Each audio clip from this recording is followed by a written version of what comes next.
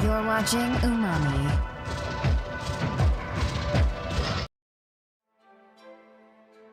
Hey, what's up everyone?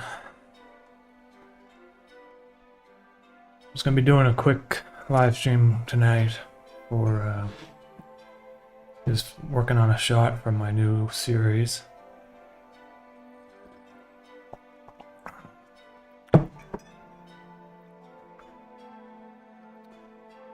Yeah, so if anyone hasn't seen it already, the new series has already premiered on the channel. It's called Safe Mode.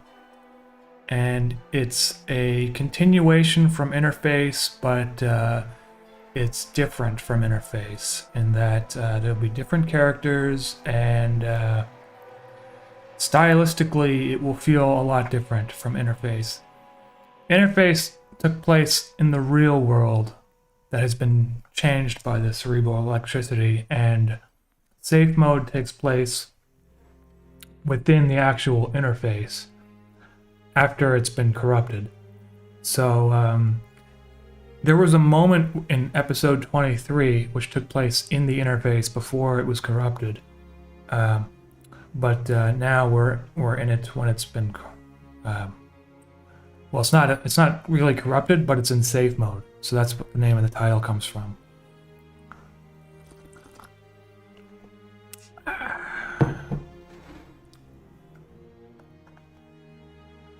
Yeah, so right now I'm just working on one of the shots for the new series, and you know, with this series, I'm planning on using making some new rules for myself, so I don't get overworked like I did a little bit with Interface. You know, I'm working on the episodes kind of almost every day, like every day basically, but I'm not overdoing it, you know. With Interface, sometimes I would work like 12, 13-hour days, and it got a little too much stress, because those years that I've spent working on it kind of just flew by, you know. But this new series, it's going to be like, I don't know, I'm just not going to be like overworking myself with it. So that, I mean, that might mean the episodes might come out a little bit slower, but I'm also changing a few things about how I'm making it. I'm not going to be using any 3D really.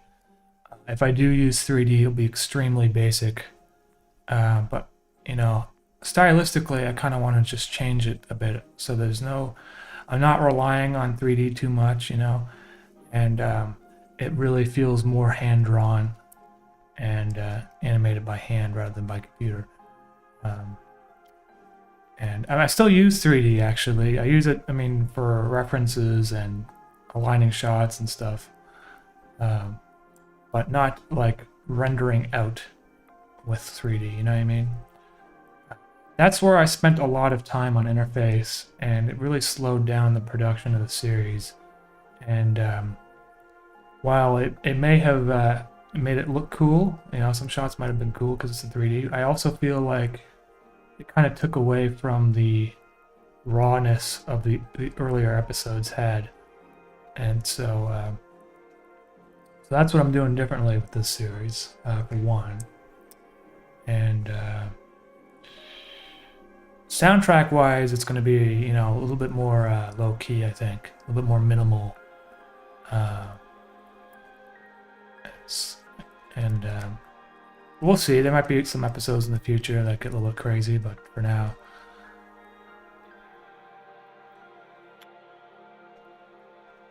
I hope with safe mode to have a whole bunch of different new characters more often, and unique situations and that sort of thing. Make it more fun too. Interface got a little bit drama heavy towards the middle to the end, and it's good in its own way, but I want to do things differently for safe mode, you know? Because, you know, I'm not making interface again, I'm making something different and new. And while there is some crossover, in order to make something that evolves and changes, you gotta have to change things up a little bit. So.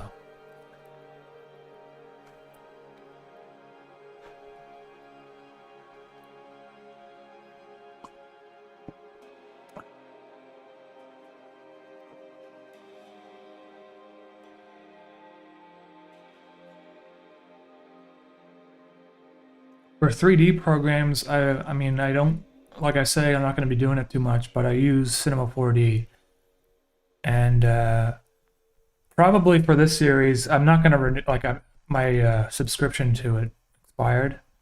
I don't think I'm going to renew it because I don't really need to do advanced stuff with Cinema 4D. I used it, you know, a paid version for Sketch and Tune, but I don't really think the full version is worth paying for just so I can use Sketch and Tune, you know?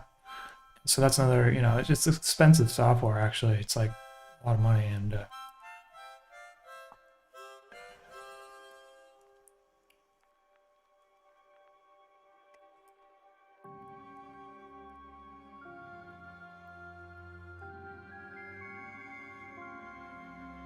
I tried getting into Blender, you know, a couple months ago, and I was like thinking about what to do next, and Blender it just kind of gave me a headache, and it kind of took the fun out of just animating, and I realized you can do some crazy stuff in Blender, but it's not for me.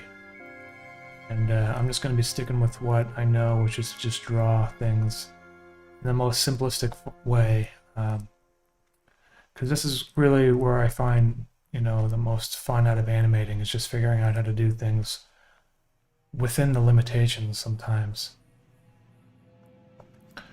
So what I'm doing right now, I'm just like adding kind of like an animated texture. See how like the base of the car kind of moves.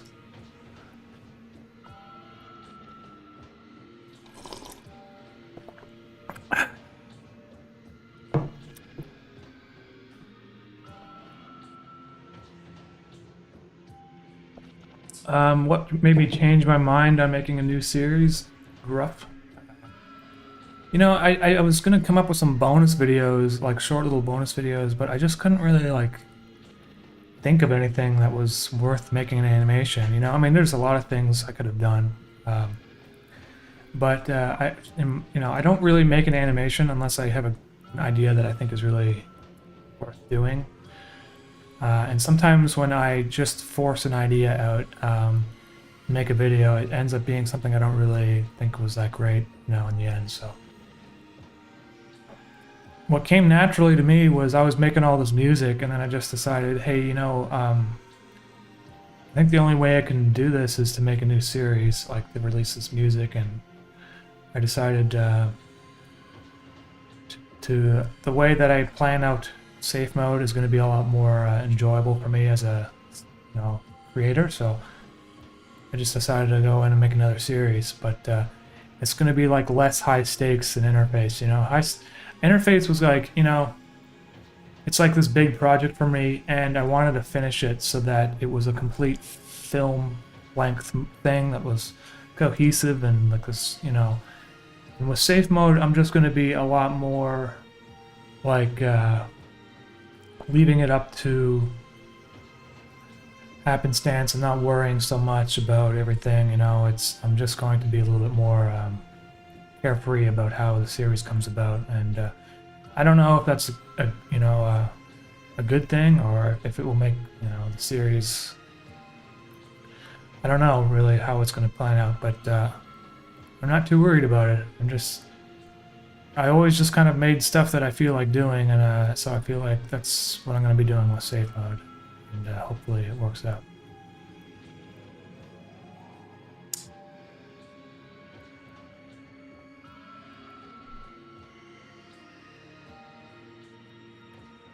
Otherwise, what have you guys been up to? I mean, I've taken some time off, you know, I was just making some turkey, and I'm gonna go snowboarding like on Thursday, I think.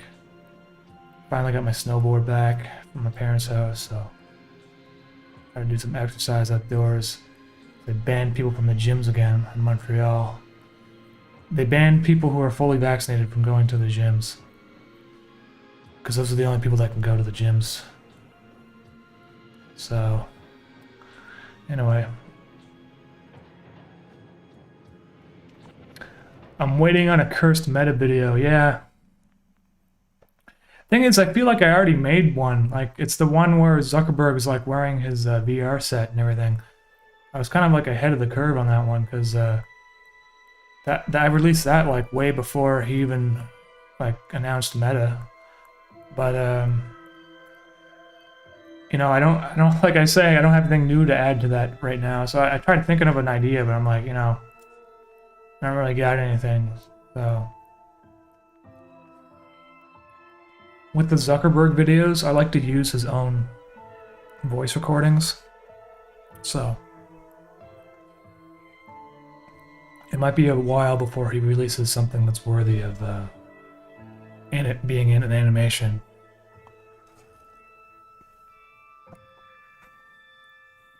Captain of the Contrarians, I'm surprised that you came up with the sequel so soon.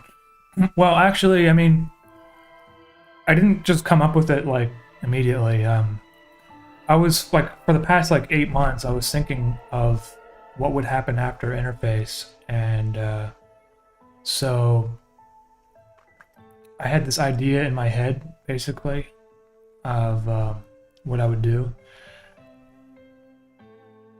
and but I was thinking maybe I would like, I don't know, like save it, like write a script and then about it, and then just save it, and then try to like pitch it to people and stuff in the industry. So to be like, you know, I can turn it into a movie or whatever. But I decided that you know, I'm not really sure if that's what I even want to do, because I had some conversations with like producers and stuff, and I realized, like, you know, there's a lot of like, you're gonna have to give up a lot of your, so it basically, if you wanted to make a show like an animated series or whatever, I would have to disappear from YouTube probably, so that I can work on it, and it might be 4 or 5 years before anything comes of it. And the thing is, it's possible that nothing would come of it, because that's just how the industry works. They're always greenlighting projects, canceling optioning things, or you know, seeing what's the next big, you know, there's a lot of variables involved. And I realized, like, you know, I kind of just like coming in here and just doing my own thing without having to worry about creative control, or like the story going a certain way, or even having to have to like write my ideas down before I do them, you know, or just like, basically it would change how I work, which is you know, everything I wanted to make into a series would have to be like turned into a storyboard before I even make it. And that's, I don't know if I have like the work ethic to actually do that, to be honest with you, because that's a lot of work in my mind. And I mean, yes, there's a lot of work involved in animating a web series, but I feel like the way that I do it kind of makes it not feel so much like work, you know? If that makes any sense.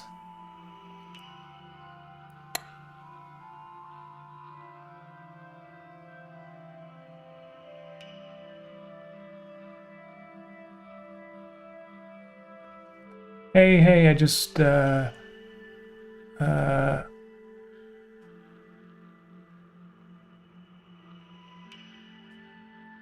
what's going on there? Basquiat drawings. You know, maybe that's one of those artists I should try to like work into my series. Basquiat.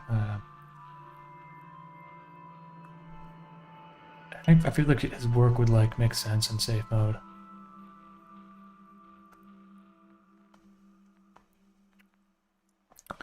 Do interface and safe mode exist in the same universe?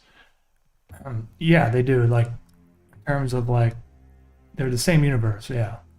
Uh, it's kind of like the Matrix, but it's not exactly the same. You know, it's not like the interface is a little bit different because it was not everyone's in it right now, and the people that are in it are kind of like, well, you have to kind of watch interface to see what happened there. But there's a lot of it's confusing as hell, honestly. If I were to, you know, be honest with you,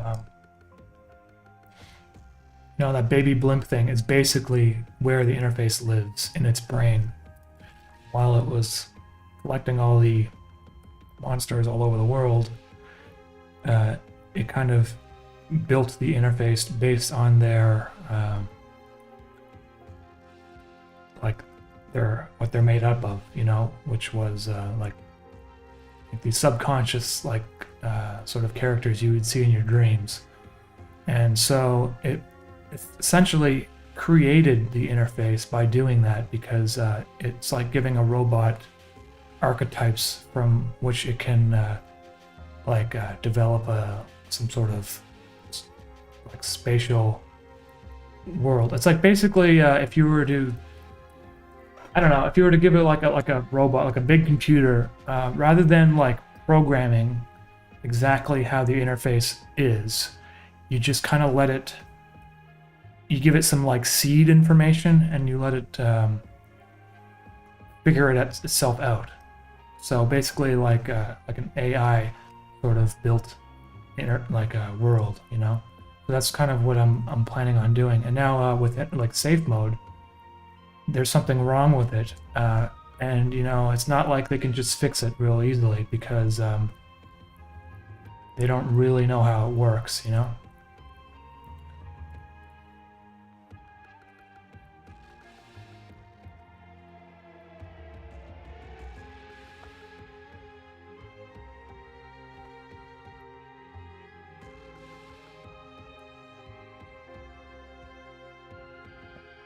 Demosphere, will you possibly use safe mode to expand on untapped interface plot points?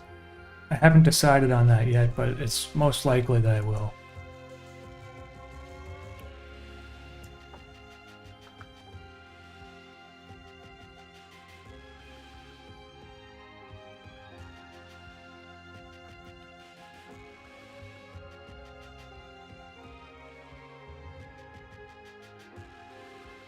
Austin Wilson, didn't you do some stuff for Adult Swim?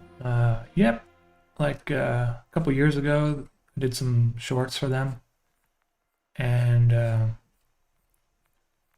that's about it, really. I mean, I could do more if I think if I wanted to. I could just say, hey, you guys want some more shorts, and you know, work out a deal, whatever. But personally, I just, like I said, I mentioned this before on my channel, like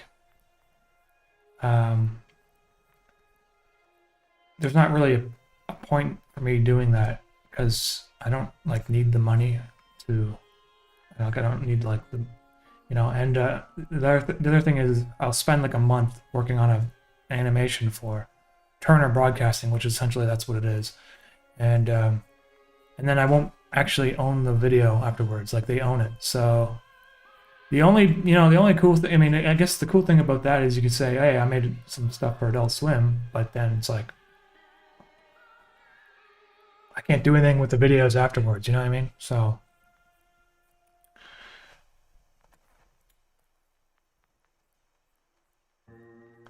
maybe what I'll do is I'll make some videos and see if they were interested in licensing some stuff, you know. That might be something, but not just straight up commissions, you know. I don't really do commissions anymore. You know, I mean, if something big, like really big came around, I would probably consider it for sure, but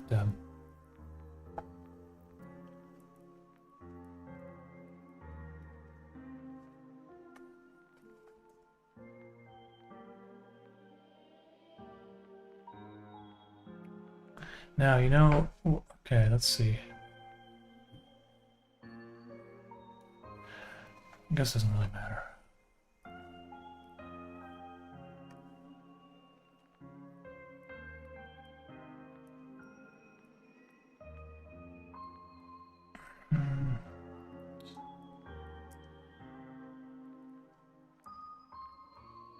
Is Safe Mode going to be 24 episodes or a smaller series? I have no idea. I don't know yet. I don't know. I'm just gonna kind of go with the flow and figure it out. It might be shorter. Because setting myself up to do 24 episodes is like, that's a big deal. So I'm not even gonna think about it. And if it happens, then it happens, But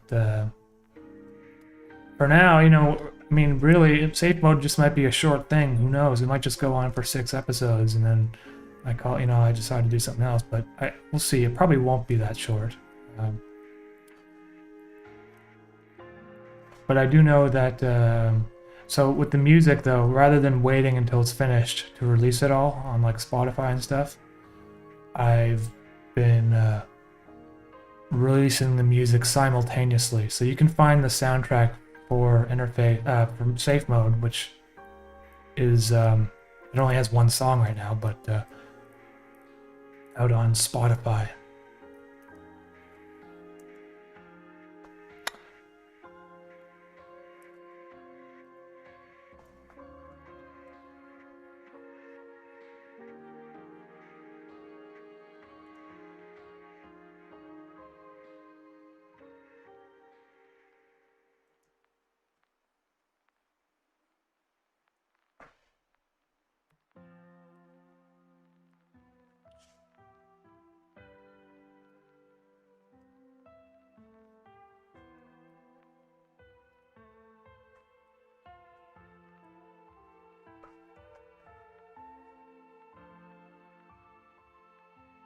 Are you Chef Boyardee? No, I am not. Though, I feel like that guy really kind of, I don't know if he's like still around or whatever, but he kind of like started like a movement on YouTube. I feel like Pilot Red Sun and Jack Stauber and myself were all kind of like informed by his like Dilbert animations. And it's strange that he like deleted his account, and he's just like, I don't even know what happened to that guy. But I feel like, I don't know, maybe these YouTubers would have come out without seeing Dilbert or whatever. But maybe like the style would have been like different, I don't know. Personally, I don't know. I just the low resolution kind of like purposely shitty looking drawings is like, I feel like it's like a style that originated on YouTube. I mean, it did exist in before, like stuff that you see on Newgrounds and stuff. Not all it was made very well, but it was different because that stuff was primarily made with Flash. And there wasn't a lot of stuff made using like Paint or just like Photoshop or something like that. Because I remember animation in like 2000 to like 2006 or whatever, even up to like 2012. A lot of it, the majority of it was like Flash-based animation.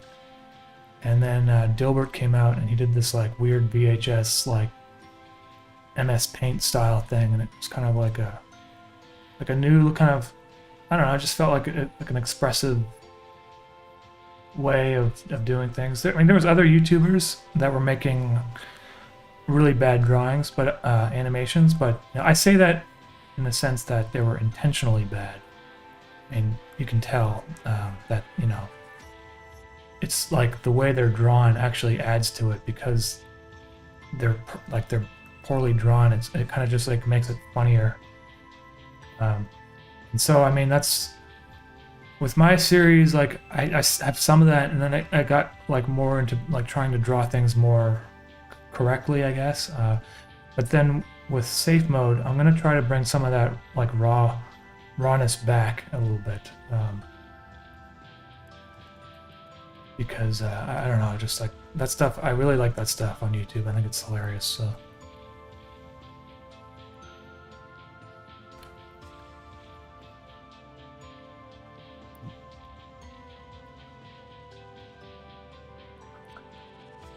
Man, Newgrounds is still around, man. Like, and there's a lot of people releasing stuff to it like every day. And I'm actually surprised by how much stuff gets posted like every day. There's a lot of stuff. That's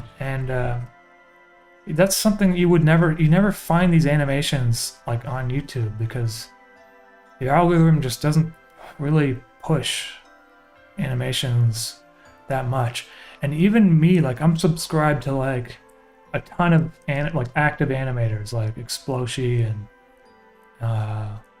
Pilot Red Sun. Well, he hasn't really released anything recently, but a bunch of other animators too. And I almost like never like organically see stuff that's been released within the same kind of like it doesn't recommend me other animators of similar style. I have to like go out of my way to find them. And some of the animators that I follow on YouTube, I actually found on Newgrounds, because the algorithm is just that shitty. So I mean, just be careful. I mean, if you guys don't know what Newgrounds is, it's like kind of like an adult website. Like there's a lot of animation on there that's not safe for work or whatever. Just keep that in mind. Vocus videos, will this stream be up after it's over? All my streams are available afterwards in a playlist called live streams. So you just have to go to my playlist page and then click on live streams and you'll find it.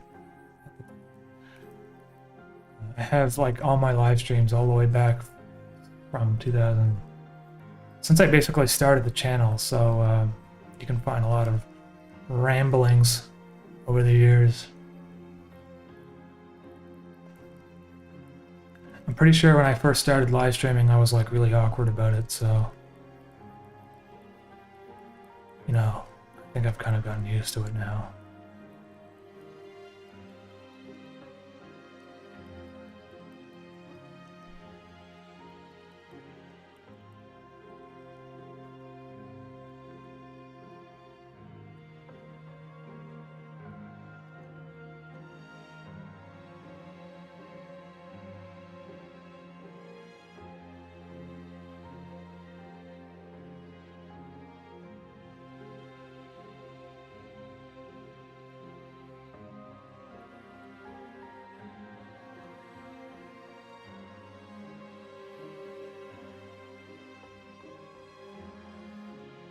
I think albino black sheep still exists too. I think they're on YouTube though.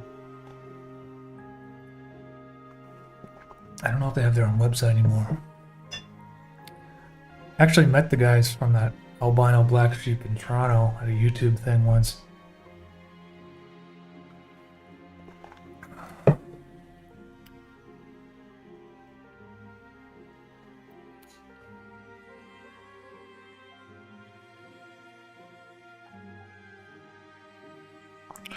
Brandon Court, regarding making money from your art, did it just happen to you, or was there something you did intentionally? When I started my channel, it never even occurred to me that I would be, like, it didn't occur to me that I would be, like, making money off of it. I was just making animations. And then, like, people were, like, asking for merch and stuff. Because, I mean, the ad sales were, like, I mean, whatever. You don't get ad money off YouTube, basically. If you're an animator like me, ads are, like, a couple $100 a month, which is like nothing. You know, I started making merch back in 2018, I think, maybe.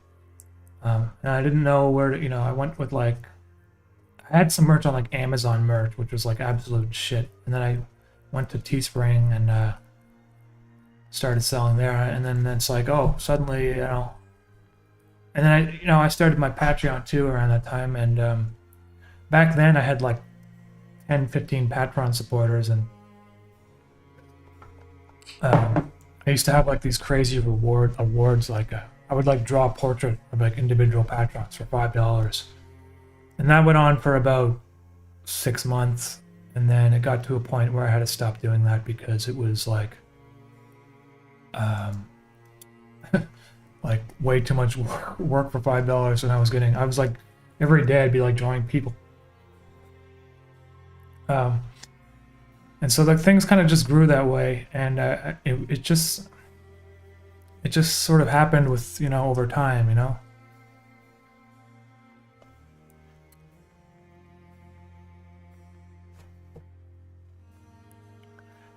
Aesthetic capybara. Hey man, what's going on? What's poppin', Jimbo? Hey, well, thank you for that. Appreciate that.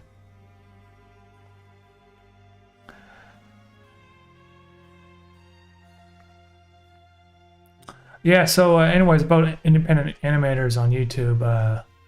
I posted it on Twitter the other day. You should check out this other guy named Drew Langlois. He's got a series called "Staying Positive in the Apocalypse." I think that's what it's called.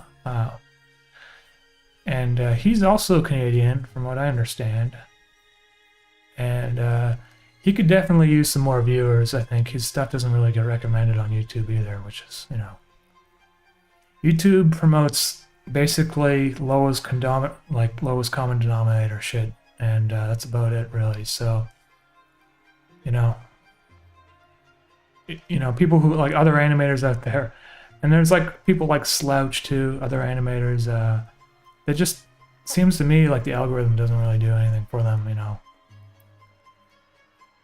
Even me, I mean, like I got the majority of my subscribers from Nexpo when he did like a review video on Interface. And if it wasn't for that, I don't know where I'd be right now. I'd probably be struggling a little bit.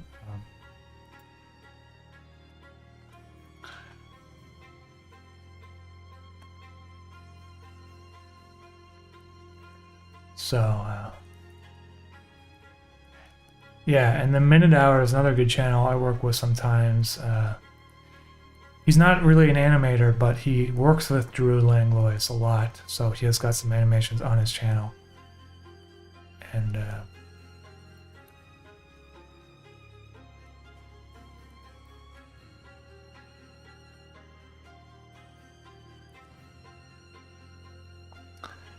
do you have the main story of Safe Mode figured out already? I've basically got the premise, and I have, a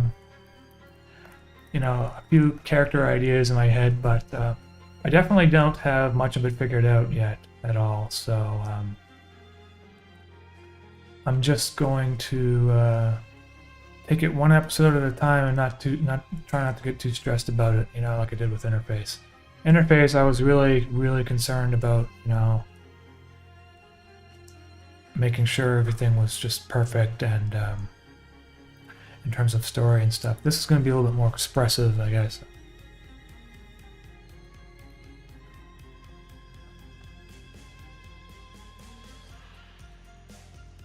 Like there might even just be some episodes that are just purely music, like visuals for music. So it's a different. I just really want to make something that people watch and they're like they kind of just can relax, and it's not like they need to fully understand exactly what's going on. Even though in my head when I write stuff, there actually is like a story that makes sense. I know that not everyone quite understands it, but I just want people to kind of watch the animations as if they were like almost like a painting. Like you don't really go to a painting like an art gallery and immediately start being like, I don't understand this painting, like what is this supposed to mean, like I need to know. You just kind of go to enjoy it for its visual and how it makes you feel, and that's kind of what I want to do with Safe Mode. So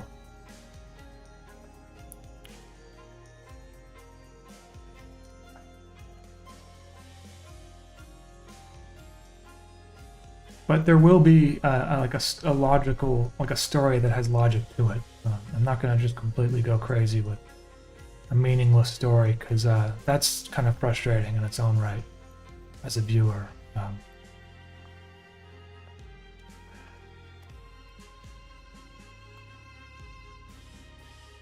And actually, I find that stuff that's purely meaningless to be kind of pretentious, because you kind of, it's like you're expecting to be able to connect some dots, but you can't connect anything. You kind of get this like this frustration.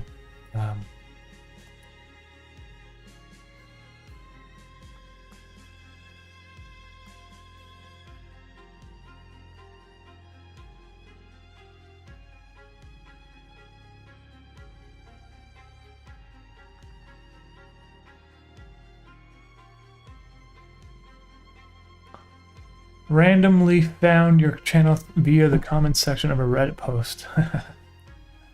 Let's see here. I'm missing some of the comments. I gotta scroll up.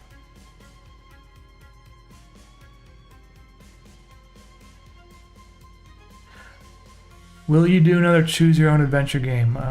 Probably not. Because it's just too much. But I had to make 26 videos when I did that, and I finished it because, you know, I don't start things and then not finish them really. But it was like too much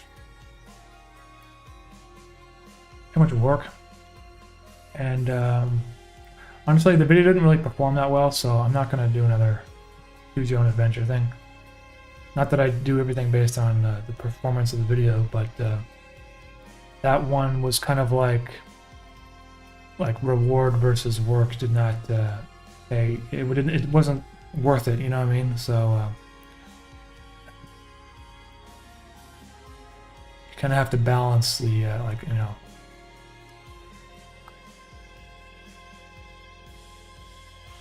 that sort of stuff. I don't know why I'm putting all this detail over here, because I probably will cover up most of it with Smear's body. But for now, I'll just leave it like that.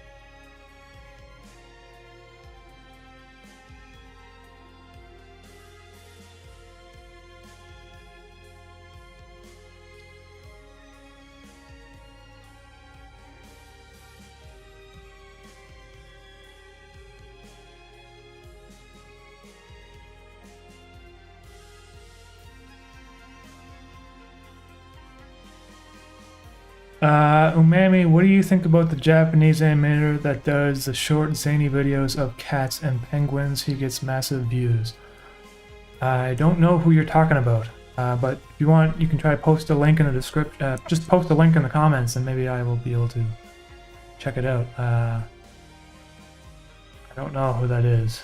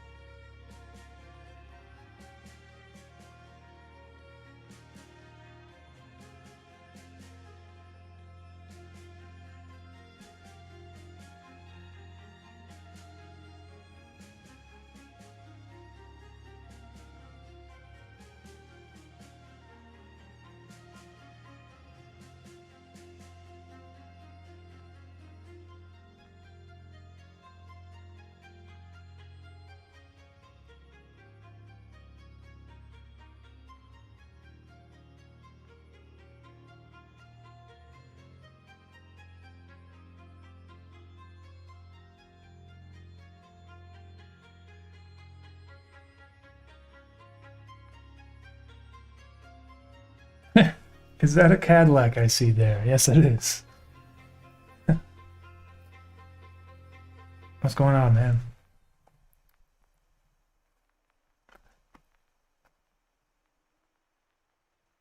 The name of the channel is that, which I can't pronounce. Obviously, let's see if I can.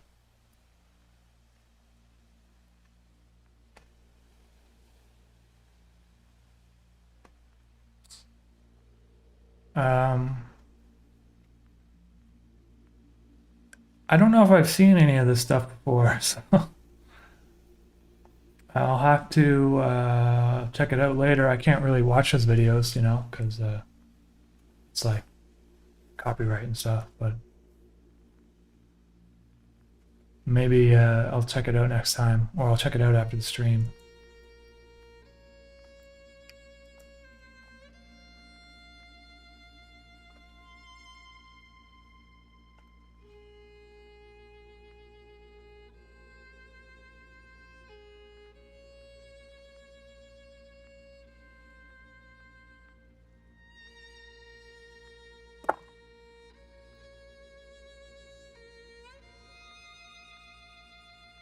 One Card Pony, yeah, you can post all those links in the description in the chat. Go ahead, and I might have to approve them, but I'll just click yes.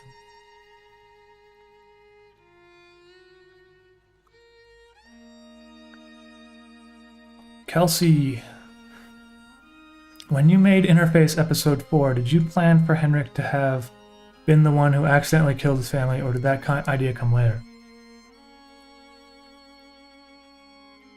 That idea came later.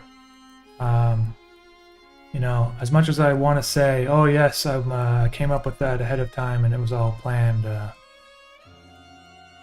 I don't even know where Episode 4 came from. It was like completely just intuitive, like, I just like did it. I didn't even write a script or anything. And then it connected, yeah, I decided to like make sense of that episode as a series came about later. So that's kind of one of those things where if you work in a sort of fluid way, maybe sometimes you can have some happy accidents or whatever. And if I don't know if I would have been able to just like write that ahead of time, you know? It seems too much of like a, I don't know, like it just seems like a difficult thing to come up with ahead of time.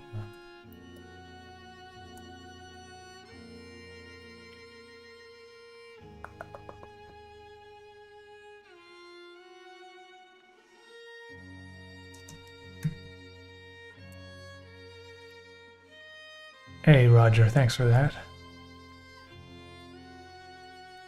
Do a video on Omicron, Delta, Pyramid I.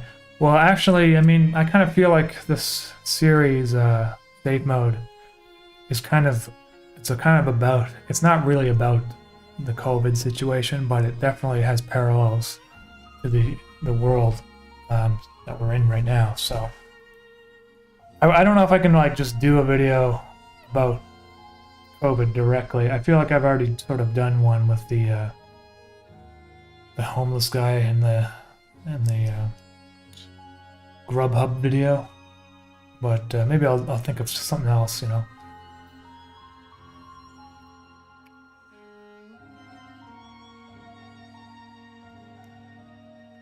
Okay, so let's see here.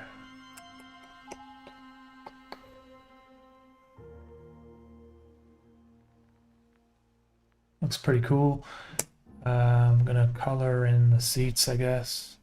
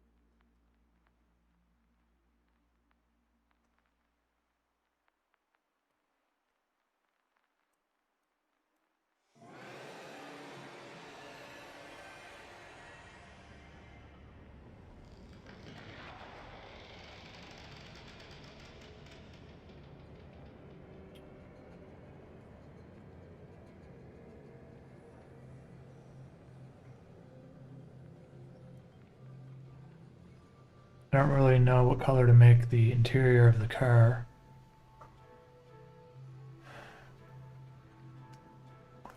For now, I'll make it dark green. Can always change it later.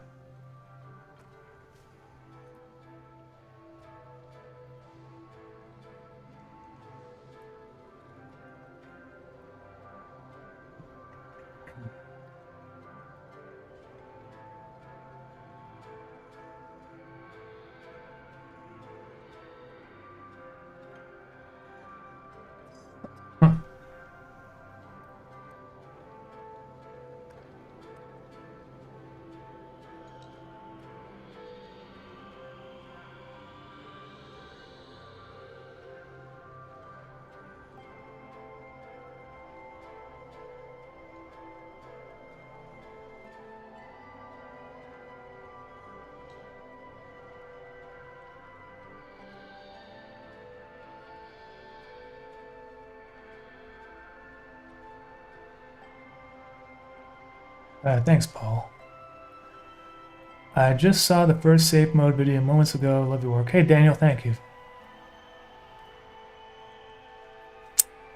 I really love the scrolling textures. Really gives it this fun yet strange vibe. Yeah, you know, I want to do this stylistically. I've been trying out some new things, and I really like the way halftone kind of works as an animation. So I've been doing a lot of that, sort of kind of makes things like lively and different. There's a few different ways that I apply the halftone, but one of them, I guess, is just to use a brush. And actually, this section here, I might use doing halftone because rather than color it in darker, I might just use halftone on top. Kind of gives it a different sort of look, you know. But what I do is I do them like as like animated halftones, so they're always like moving around.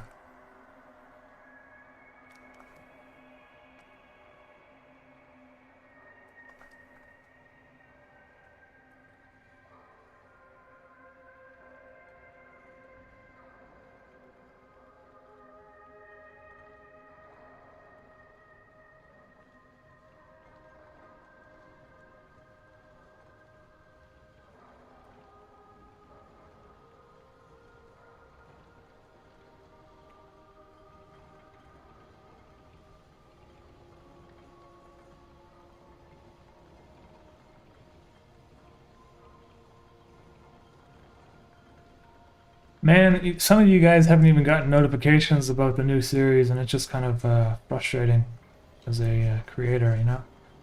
Just make sure that you hit the bell on YouTube if you really want to see everything as it comes out. I don't really understand how the algorithm works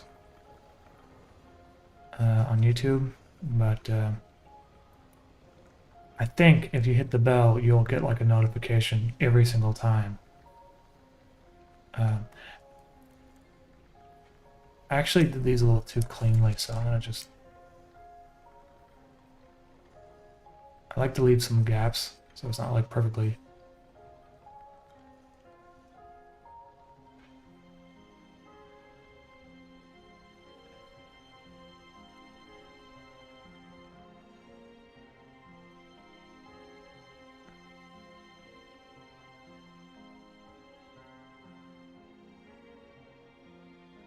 Yeah, that's better.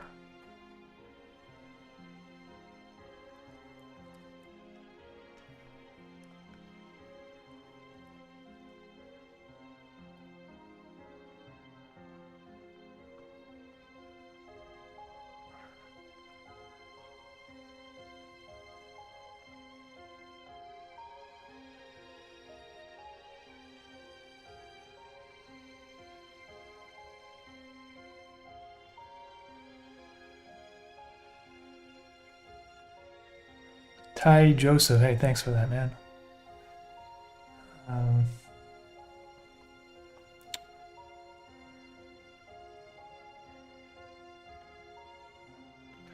I subbed just now, should have a while ago. Thanks, Joe Cater. I appreciate that. Cater. Oh, about cats. Fostering. Okay, right now I'm fostering 2 cats from like a shelter, and they're kind of like feral.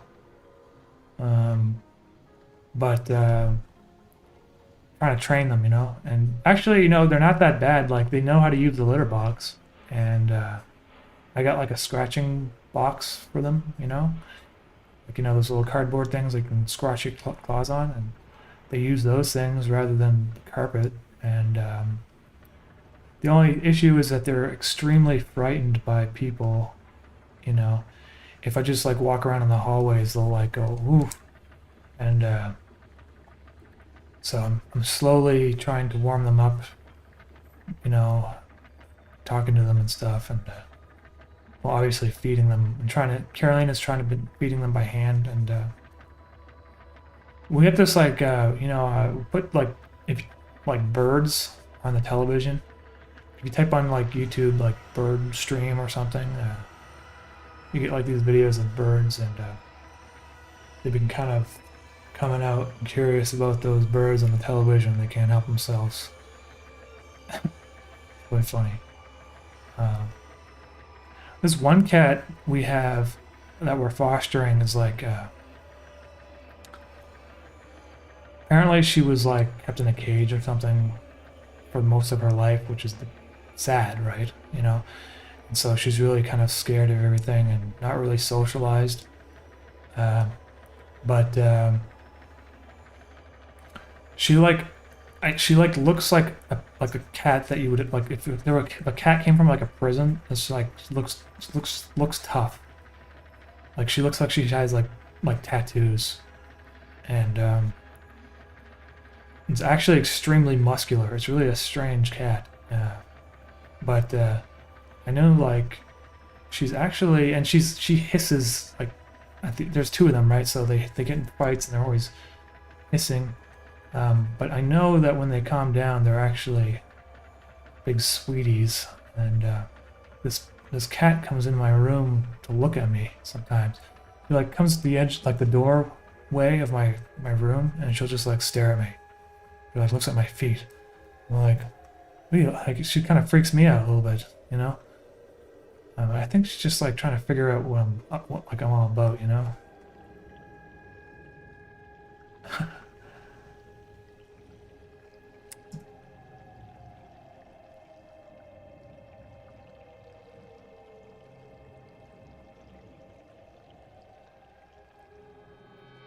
They will start to walk on your desk in no time. Well, it's been about 2 weeks.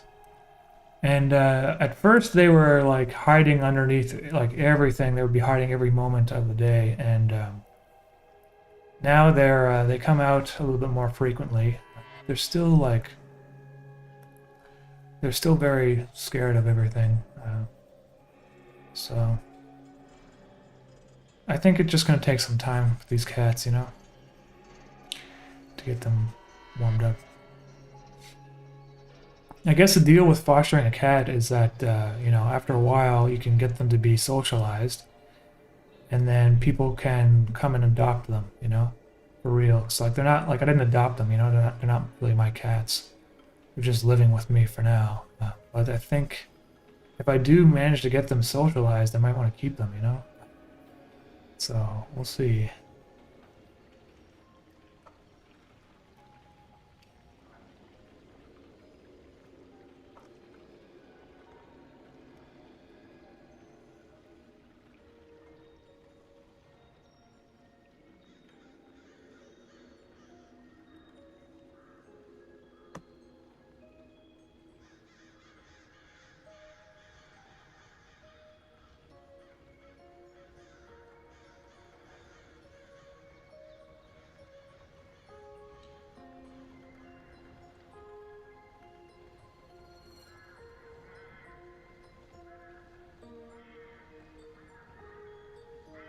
Darius 404, do you have tattoos?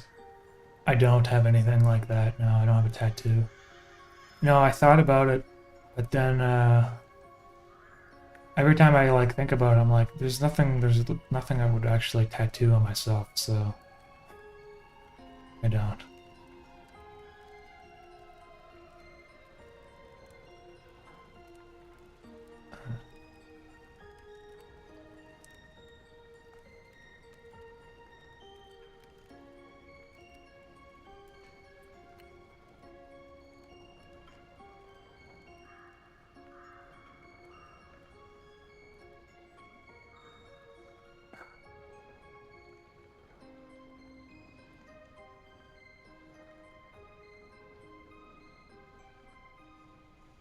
Chris Dryer writes, "We got 2 cats from my mom. One cat will not let anyone touch him.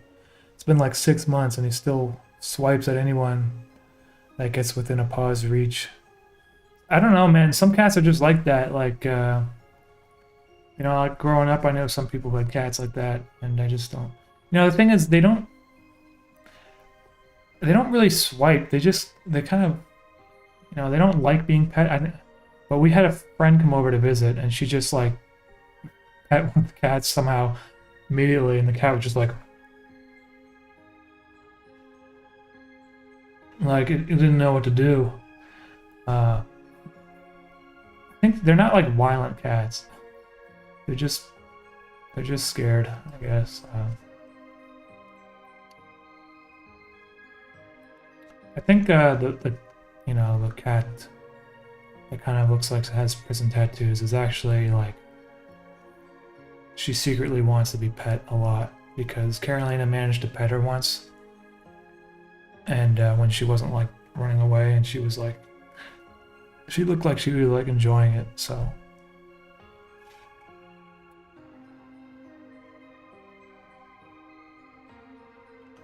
hey, with Danny, thank you for that.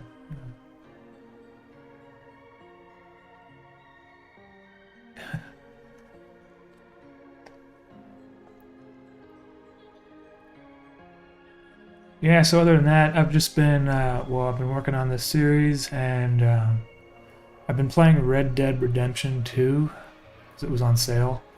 Bought it for like the PC, whatever, and bro, like, fuck man, that game is like intense. It's actually, I was surprised at how well made it is. It's like such a well-made game. It feels very immersive, and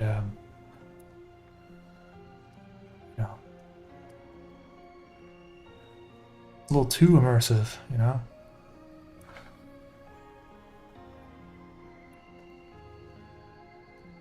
But it's kind of frustrating because I'm playing it with a controller, because it's not really fun using a keyboard and a mouse, and I'm doing it on the television, right? But I'm not really I never really played games with controllers, and I keep like shooting people in the face by accident.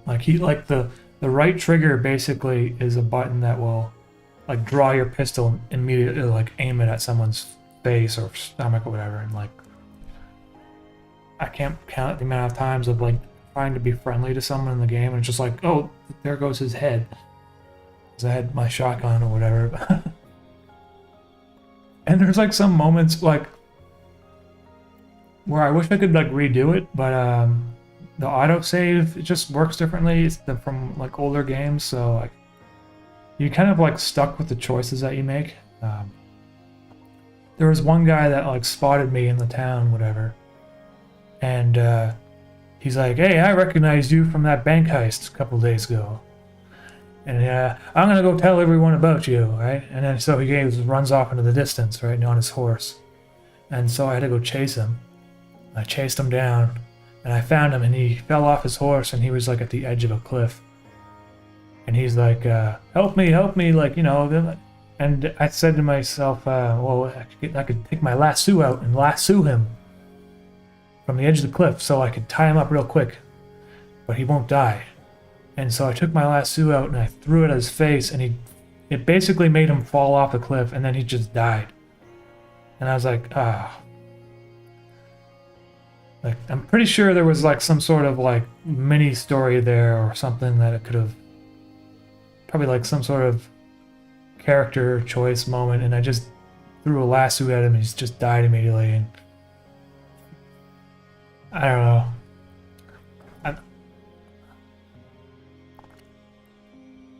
There was a few moments like that in this game.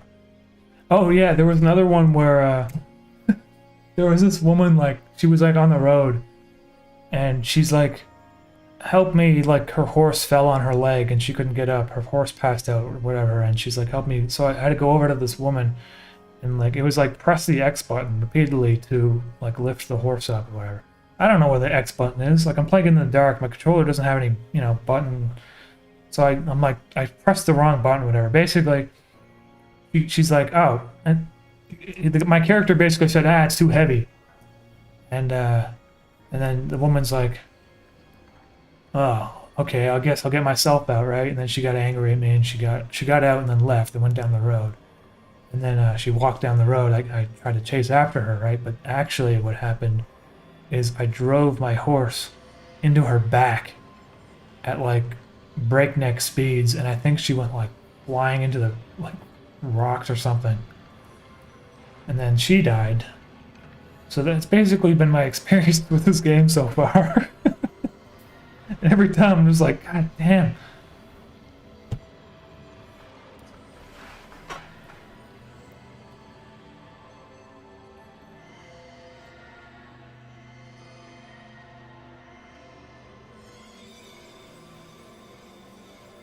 Anyways, what's going on here? Okay, so I got my car here, and I got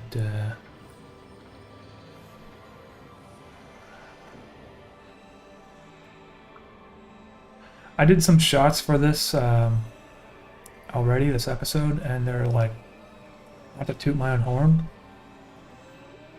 but they look friggin' sweet, so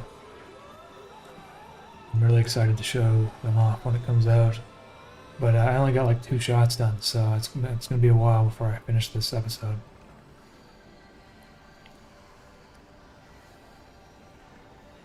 I don't know if I like this brown color, so...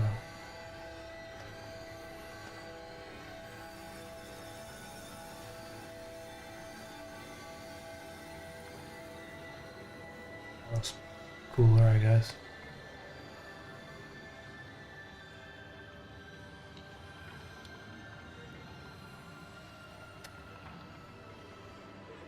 I wonder what color this should be.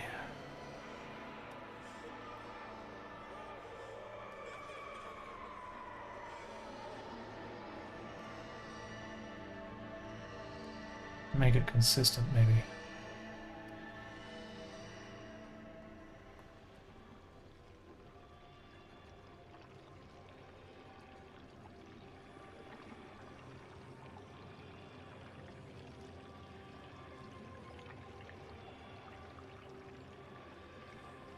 Good Groy, thank you for that.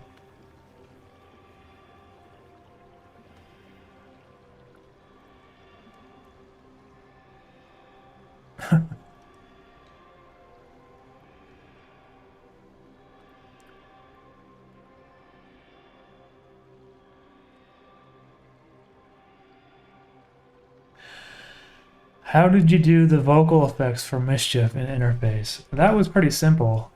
It's just my regular voice, but I pitch shift it down 12, like an octave. And you can do that in free software such as Audacity. But I did it in Adobe Audition because you can record your voice and hear it, like you can play back. It's basically the difference between Audacity and Audition is in Audition you can apply effects without having to commit to them. Like, it goes onto a filter list and you can click on and off, whatever. And then when you're ready and happy with them, you can apply it. And then I also have a lot of like compression, like audio compression. So that's basically it, really. Audio compression and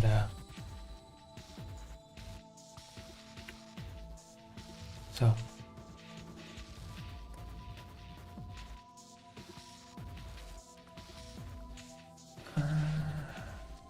Let's see here.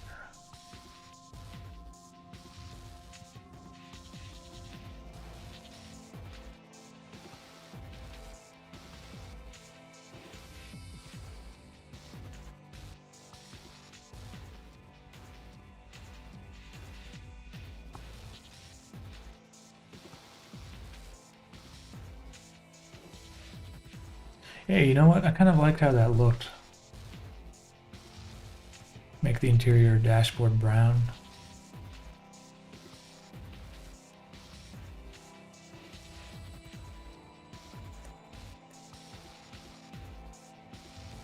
This will make the screen.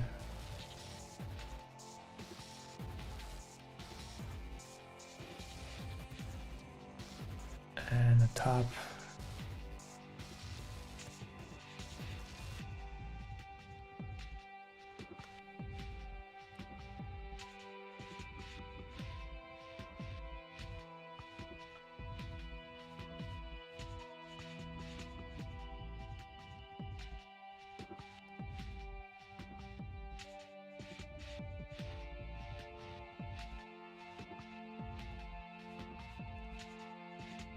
I'll make that brown too.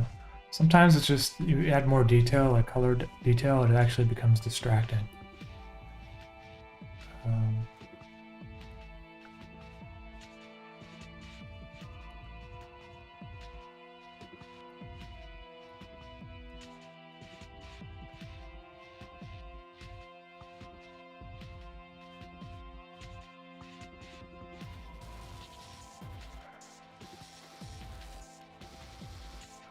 Yeah, I think I'm doing that now, actually.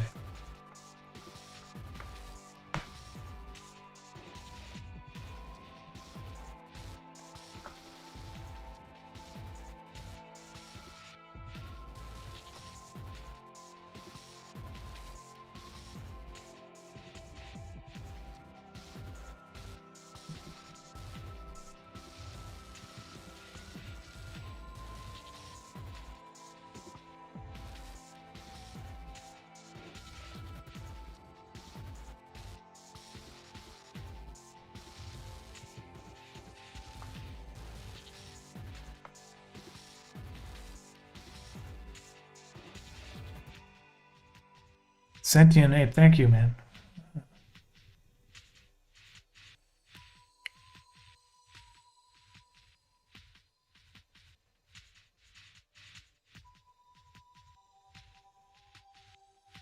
Hey, Joe Cater. Yeah, man, I sell vinyls. I got.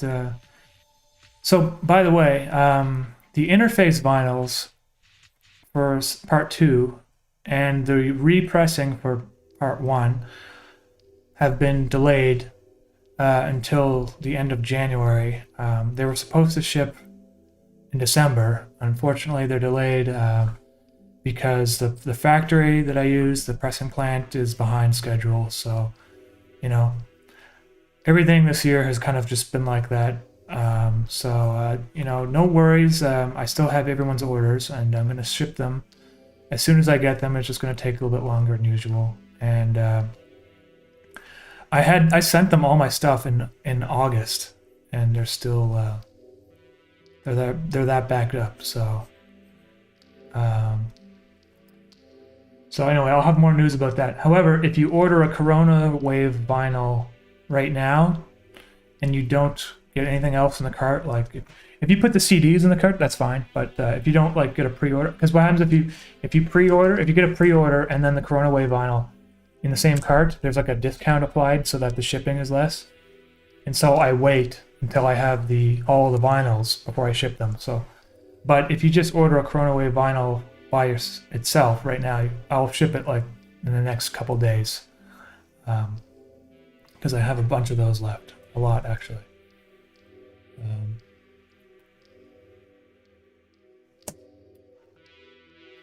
Making vinyls is kind of a difficult thing. It's very expensive. We don't have to, but you can get an engineer to master everything properly for the vinyls just so it's correct. Then they have to make stampers, and they have to send you test pressings, and you know that's on top of making all the art and stuff for the vinyls. And the vinyls have feature some like original paintings, so.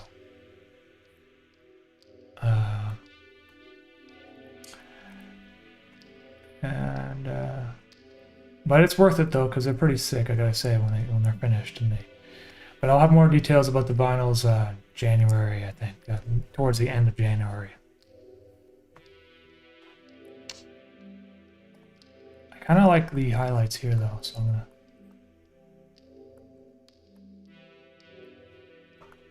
I don't know about that one, but.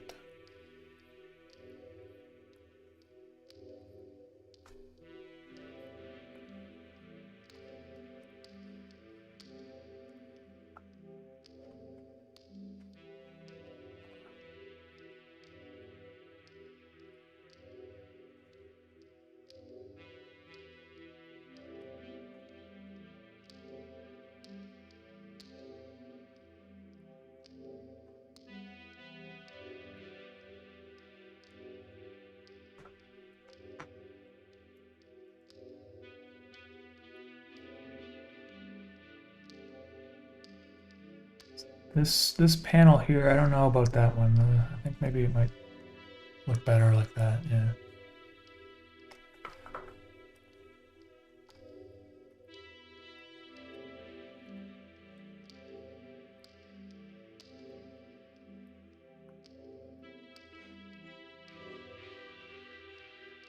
Then you gotta, well, another thing about the vinyls is you gotta ship them too, and I got this, I probably got like the best packaging you can buy for vinyls, which is this company called Bags Unlimited. They have these like, they're called easy vinyl mailers, and they basically, the way that they are is that they account for the corners of the vinyls so that they don't get dinged up when you sell them, in the mail. And they're also, they take like only like, I don't know, maybe 30 seconds for me to fold it all up together. As opposed to, there was like another different type of packaging I was using prior, which was cheaper, but it took me maybe like 2 minutes to do each box. And it adds up. Like when you get like a lot of orders, then it adds up, so.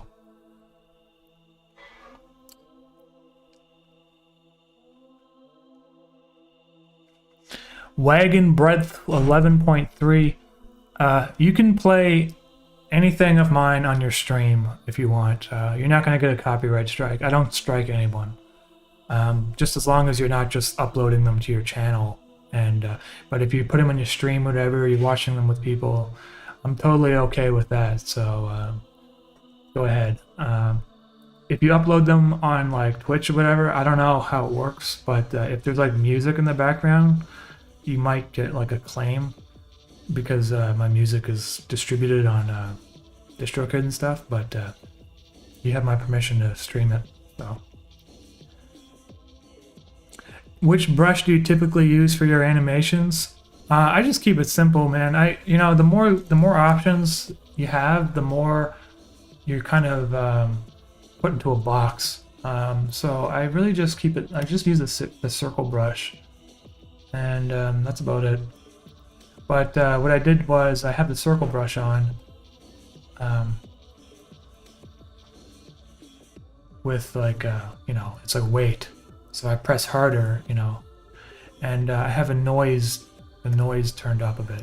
Shape dynamics, jitter, size jitter, I guess. So it makes it look a little bit more grungy, I guess, rather than, and that's really it. I could use different brushes, but for my purposes, even at this low resolution, there isn't really that much difference between most of the brushes. I just kind of want a clean line, so.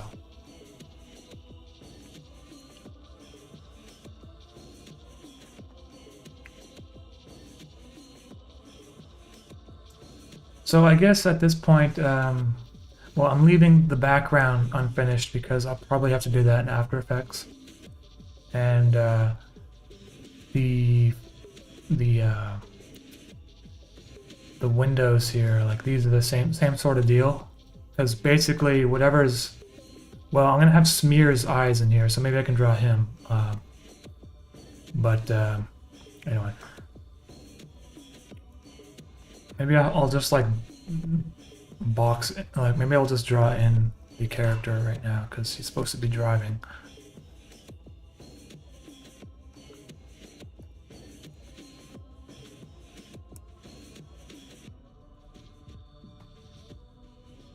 So I just do this so I can see things a little bit better when I'm adding characters.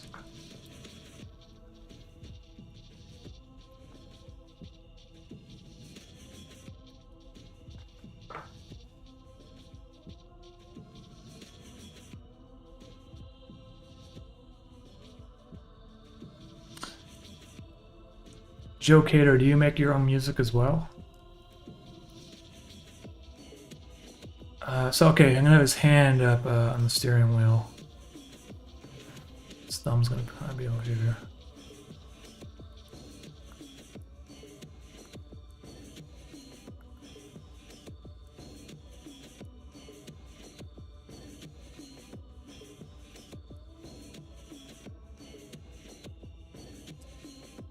Not usually that curved actually, it's not angled.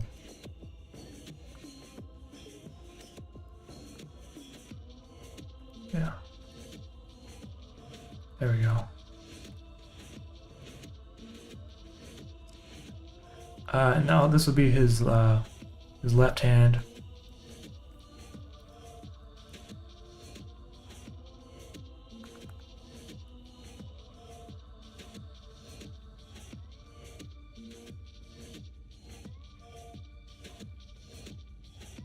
It's kind of hard drawing in this perspective. I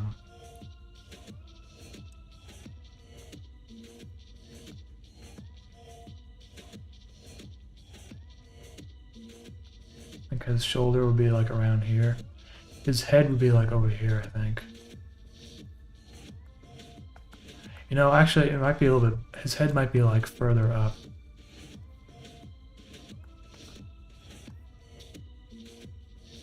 Anyways, his legs would be probably like this.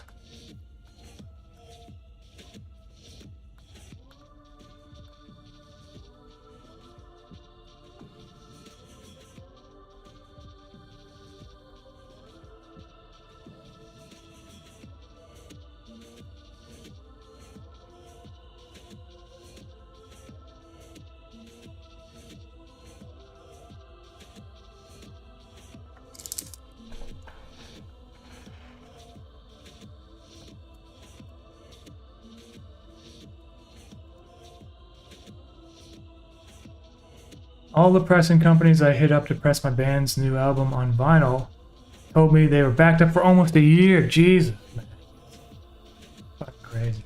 Well, it's a supply chain thing, you know, and it's a whole bunch of different things. Vinyl's become very popular, like super popular.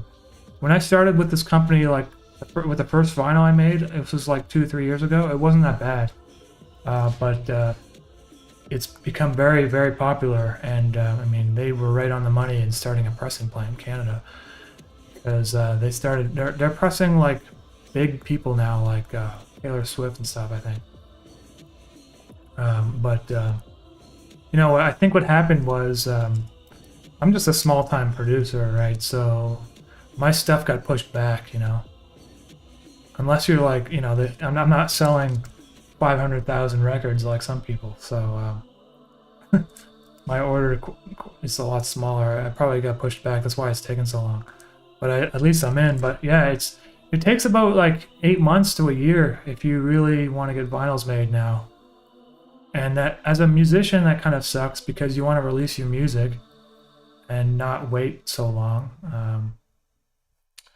But whatever, you know, that's how it is.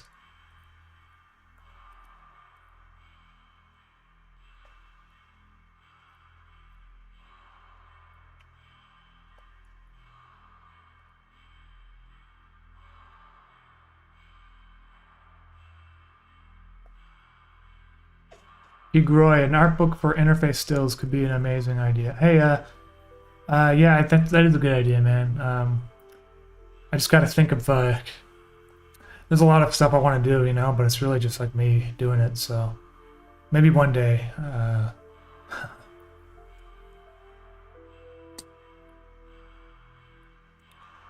Thomas Morris, the reason why I decided to, well, I had this idea in my head for a second series for a while.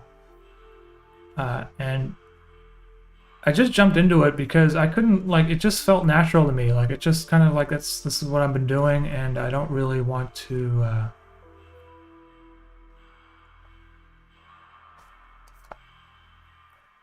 it just felt like right. I didn't really think too much about it, honestly. You know, I just did it, so.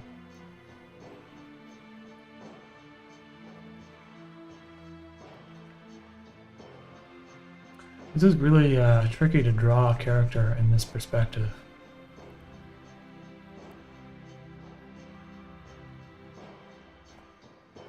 Especially because, well, it's hard to...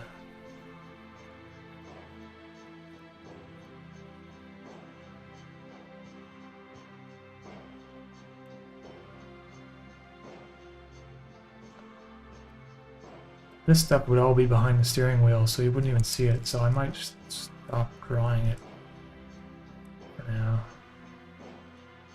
Some of it you'll see, though. It's part of his leg. And you won't see this.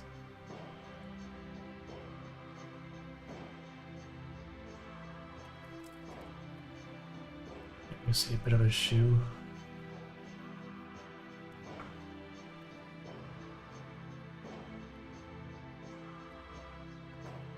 He's wearing a suit jacket, or he's wearing like a tuxedo, so it would probably fold down like this a bit. You wouldn't see the curvature of his butt really, because it's covered with a suit. I think. I mean, I don't know.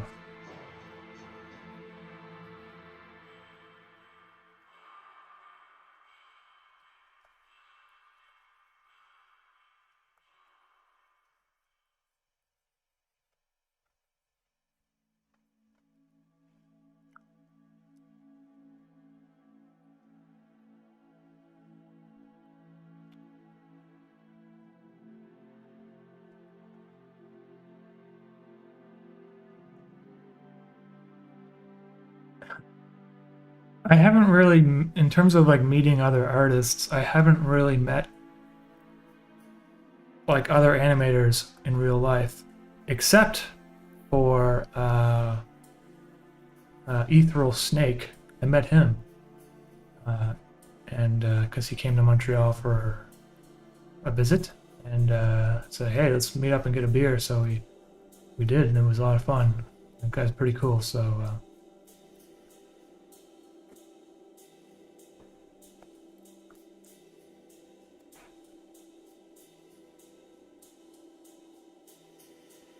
Now, the problem with this is it's hard to distinguish where his other arm would be. I'm guessing he would have his arm like... That kind of looks like his other arm, you know, from this angle, but it's actually his left arm, so maybe if his hand was here, like resting on the dash, on the armrest thing.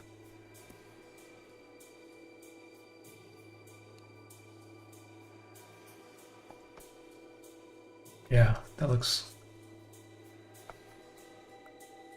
about right.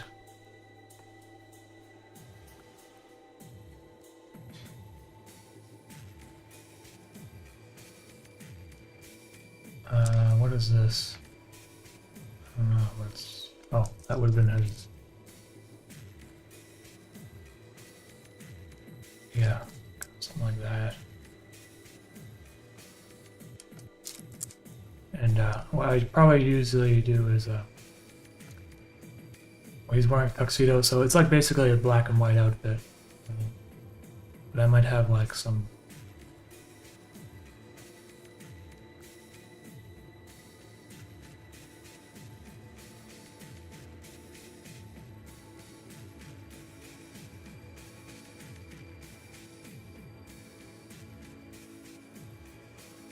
some like white stuff, you know, so you can see the form of his jacket.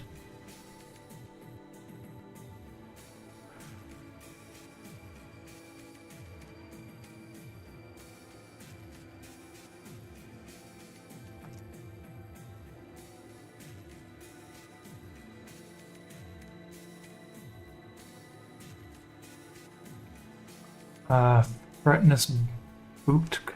I'm a composer, cartoonist, artist, love your work and wish I was doing the same thing, but my Mac died 2 years ago. Animation seems very daunting and time consuming. Fretness.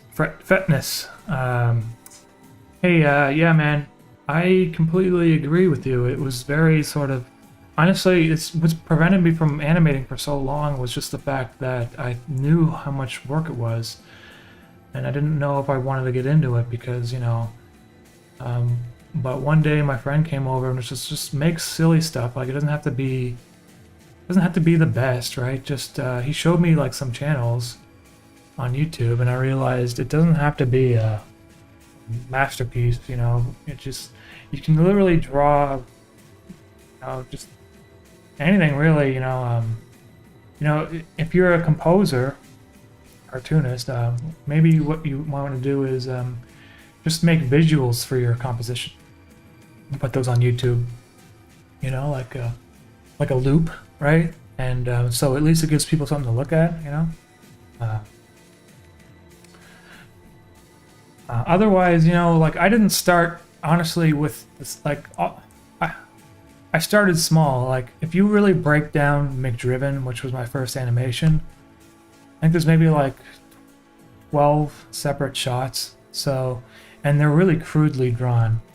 I'm sure most of you guys in the chat could probably draw better than I did back then.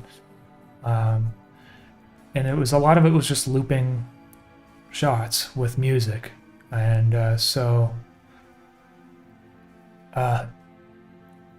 it's once you do one animation, it gets easier. It's like everything, right? So you're like, oh well, the next one I can do a little bit more because I figured some stuff out.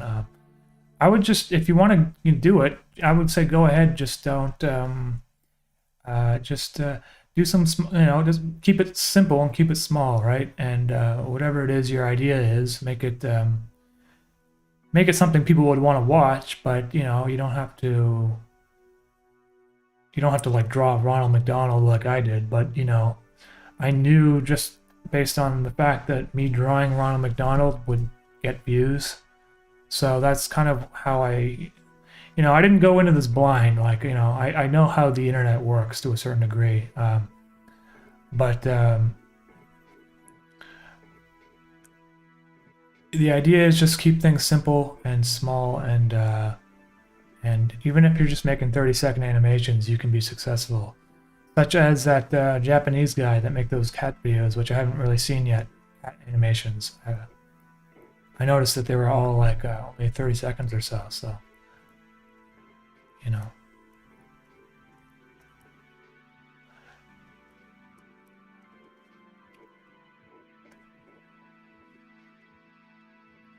Edith SS, hello.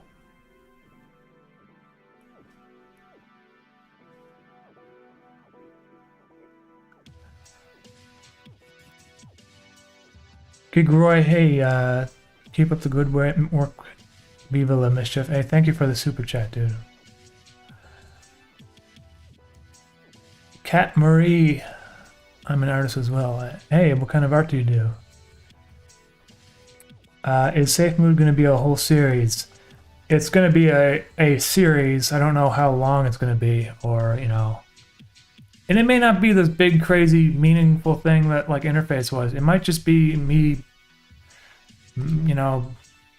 just making this weird, fun little series that really doesn't have a bigger meaning to it. But I'm not too worried about it anymore. I feel like I did that with Interface. So what my next project can be, it can be anything really. It doesn't have to be too. I want it to be different. That's all. So.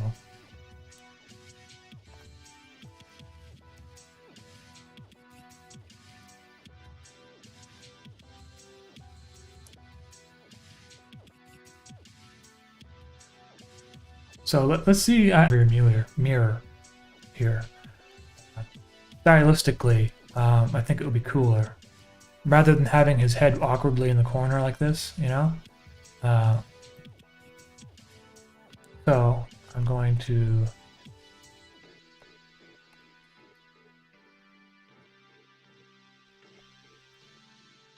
Yeah. So make a new frame here.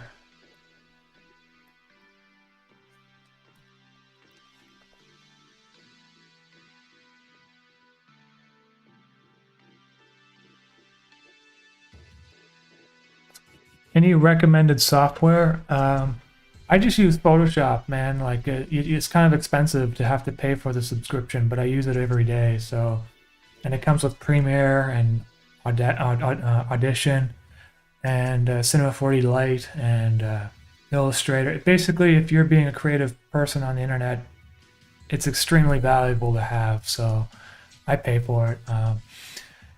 If you wanted a free software, you can try out Blender's Grease Pencil tool. And you could try editing your video with DaVinci Resolve. And you could make your music and stuff, perhaps with Audacity. But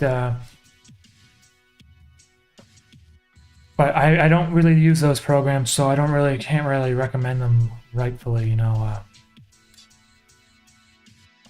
So I wonder, okay, yeah, so I guess his eyes would be...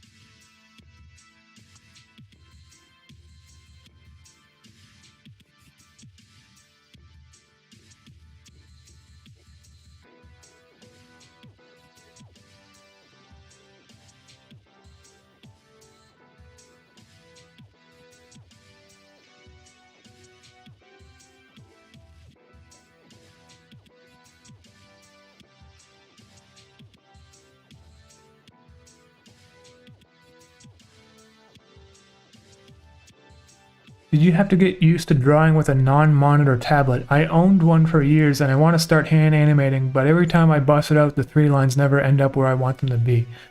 Ash, yeah, so the one thing you should make sure you do, makes it a little bit easier, is in the Wacom tablet settings, make sure that you the mapping, see how I mapped it so that it's one screen only. I have 2 screens, right? So I don't know if you have 2 screens, but make sure it's mapped to the one screen so that the proportions are correct. And then you got these buttons that you want to map, such as toggle, display toggle, so you can move the mouse to the other one quickly.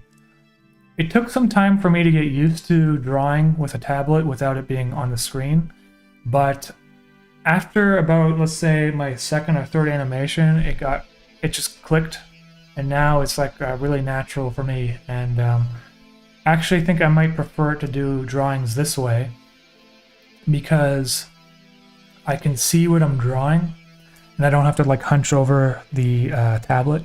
You know, my hand doesn't get in the way. My hand doesn't press any buttons by accident and stuff. So.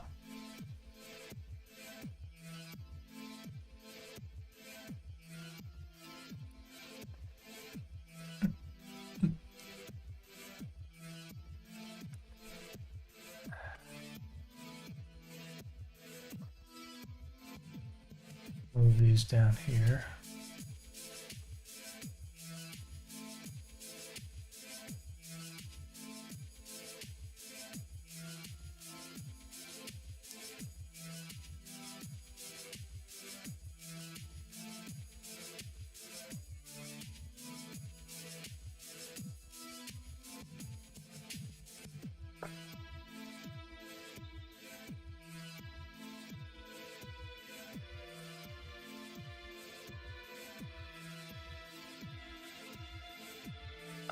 Have a unique style. I think I do mostly commissions of hentai or albums, single covers. That's cool.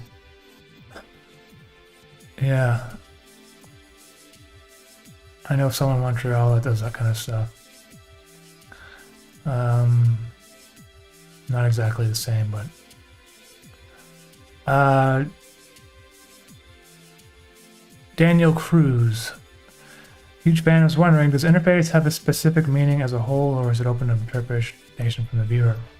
Yeah, man. I mean, I'm not gonna explain it because, like David Lynch says, he's not gonna explain his own films and stuff. it would ruin the interpretations that people have for themselves, you know. I have an interpretation for it. I think that it mirrors a lot of the world that we're currently living in, but I'm going to leave it at that, you know.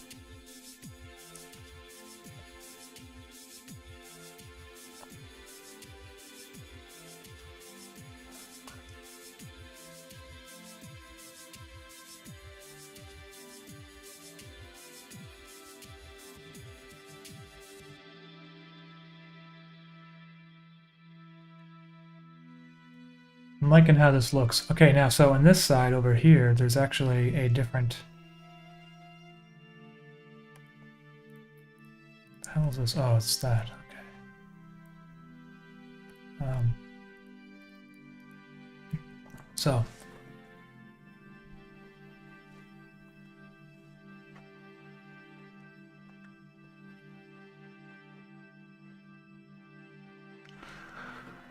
Is it possible that safe mode surpasses interface? I mean, I don't know, man. These are questions that I just don't think they're worth like worrying about or thinking. You know, it's like just make stuff or however you want to make it, and if it becomes this thing or not, then so be it. But you know, that's all. That's how I have to look at it. The real Joseph Fink.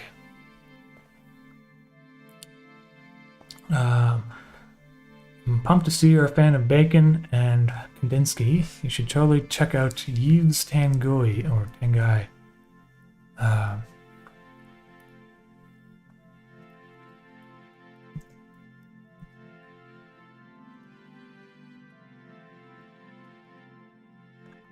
Let's mess that one up.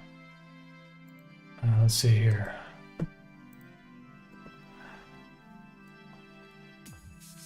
Okay, man, I will definitely check a look at this. It looks kind of like a mix between Giorgio de Chiro and Salvador Dali almost. Looks like a interesting. Yeah, I'll check this out for sure afterwards. Thanks for the recommendation.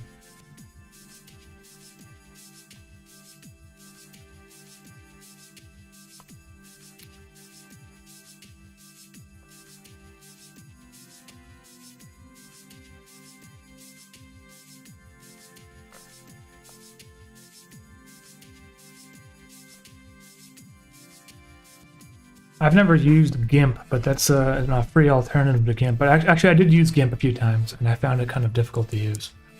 I never really used it enough to make an opinion on it. Okay, so on this side of the passenger seat, you know, I guess there's some spoilers here, but he brings his little flower with him in the car ride.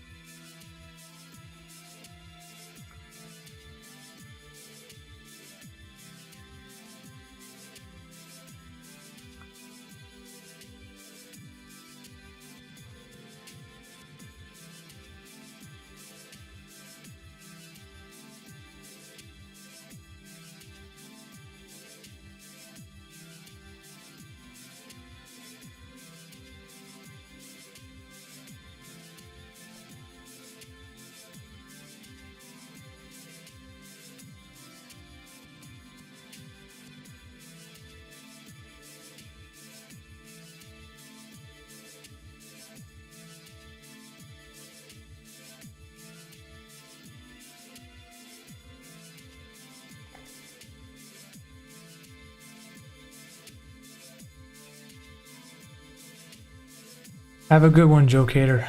Thanks for all the comments. Anyone you guys see the new Matrix movie? I haven't seen it yet because the theaters have been shut down in Montreal, so I can't even see it. I don't know how to see it. Maybe HBO Max, whatever. I've heard a lot of people are disappointed with it, and that's unfortunate.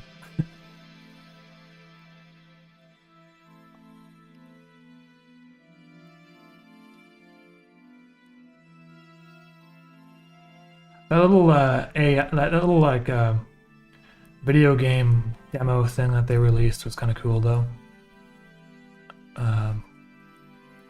Pretty realistic looking.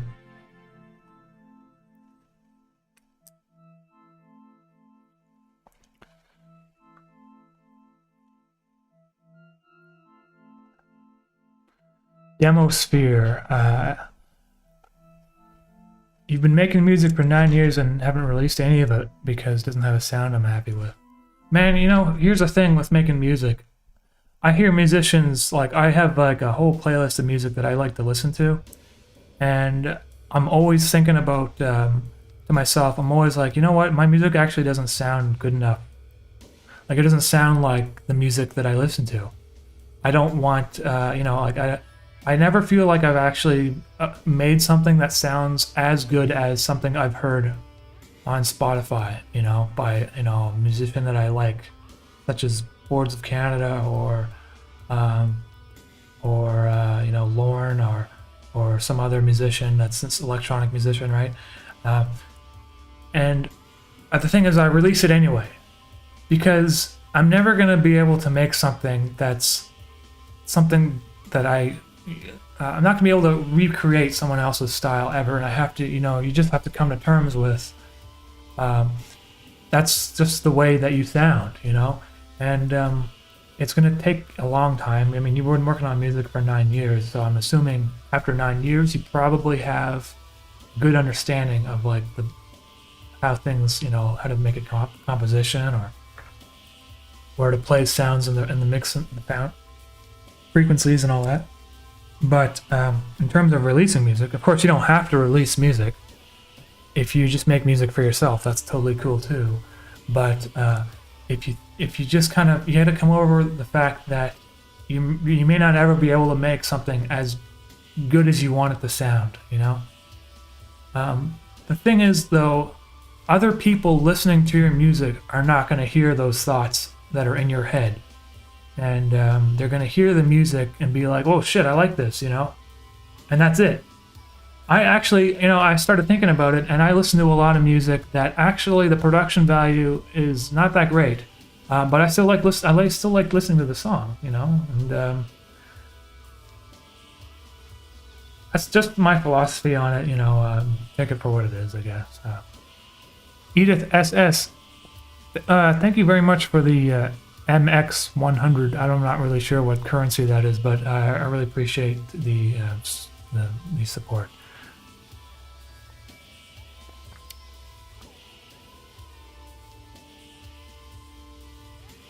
The real Joseph Fink, the interface soundtrack got me through a 24-hour international flight. That's cool, man. How did you do that? I mean, how did you...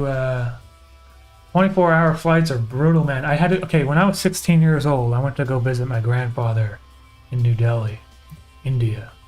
And, Jesus, man. I couldn't... My feet... Like, I felt like this tension in my legs. Like, I wanted to run around, you know, but I couldn't move. It wasn't... I forget how long the flight was. It was, like, something like 22 hours or something like that. And it wasn't even the whole way there. It was like all the way to, like... It was like half of the trip. It was like going to Switzerland or something, and then you go to New Delhi.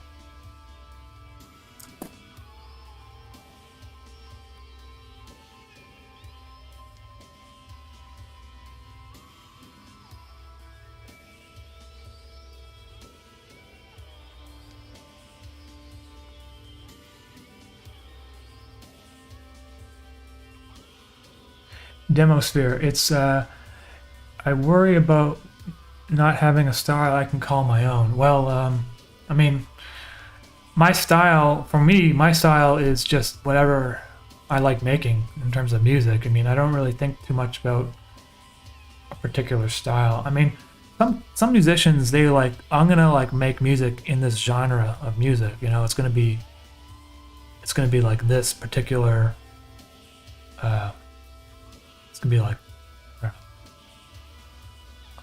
I just make music I think sounds cool, you know? It's like, I don't worry about it too much. It's like, I don't even know if you could put my music into a category. I guess it would be like low, down-tempo electronic. But your style is basically just whatever you think like what you enjoy. Like, I mean, if you enjoy, just make music that you would like to listen to later, and that just is your style, you know? It's kind of, well, like when I paint or when I'm doing drawings, I just draw things how I like the way they look, and I don't really think, oh, this is my style or not, you know? I mean, there's some creative choices, like for instance, the halftone right here. You know, that's like a stylistic choice. But I don't think the style is really derived from those kind of choices. It's mostly from the culmination of everything, such as pacing or colors and line weight and stuff, and your style sort of comes naturally through whatever it is that you make, just based because it's you who created it, you know?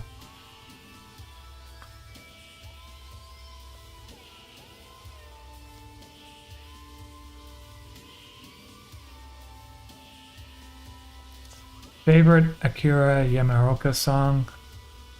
Who's the... I mean, that's hard to say because I don't actually remember most of the names. I don't remember the names. Like, if I had like this, if I was playing them back, I could probably tell you I like this one or not, but I don't, I'm not good with like the names and stuff.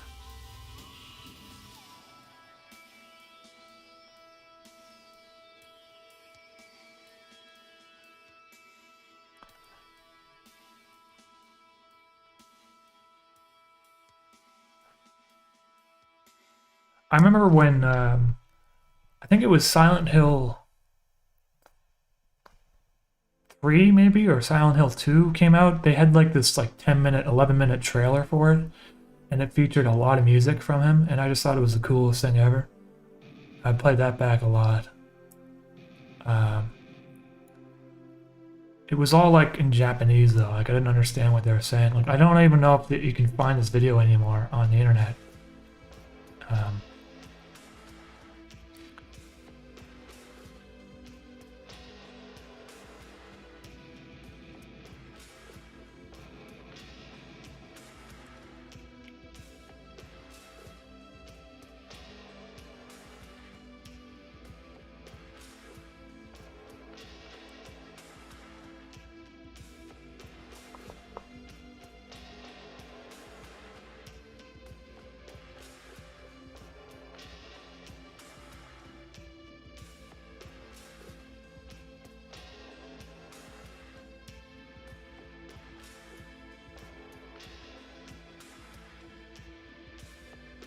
Hey Bruner, thanks for that, dude. Fretness boot. Indian heritage. Yeah, man, I'm like half my family's from India, and my other half is like Eastern European or something, you know. I don't really know much about that side of the Eastern European part, but apparently it's like Polish Ukrainian or something. And my other side is Indian, so my grandfather lives in India right now, and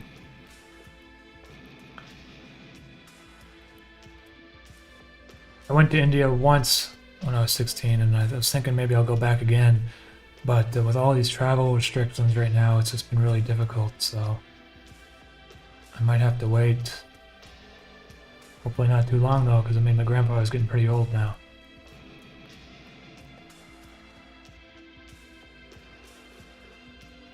Now, so there's the flower.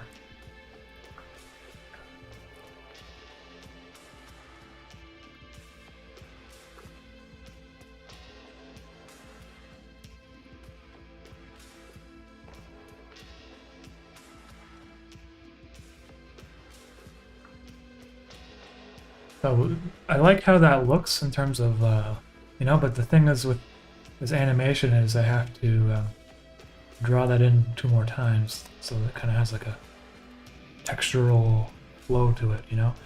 When I'm drawing, you see how like you can see the curvature of the leaf and stuff, or the petals.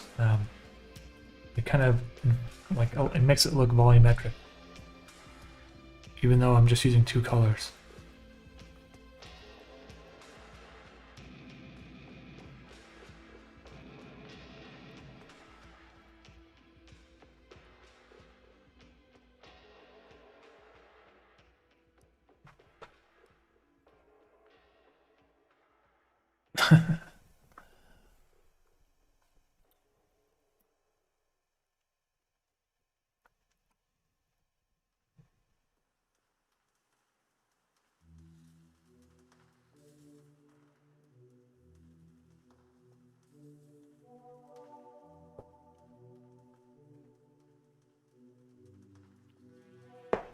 Yeah, man, I don't like, you know, other than having like a love for pierogies and stuff, I don't really know much about my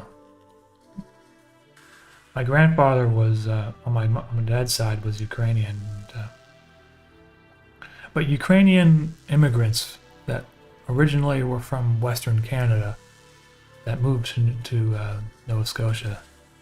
And I think we've done some family research and found when they moved over, and it was like the early 20th century or something like that. They moved from like the Polish part of what is now Ukraine or something like that. Used to be Polish before World War II.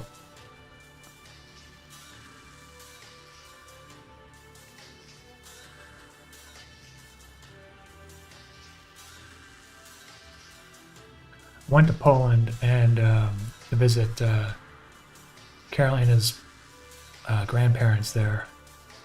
And they got these like crazy highways where you can drive like 160 kilometers an hour. And we pulled over at a restaurant, and it was like this weird wooden place. It was like all wood, like wicker. They had like, it felt like they had like stools that looked like they were from the 1600s, but I'm pretty sure it was like a chain, like a Polish chain, like. I had some pierogies there that were like the size of a baseball, and they gave me like 3 of them, so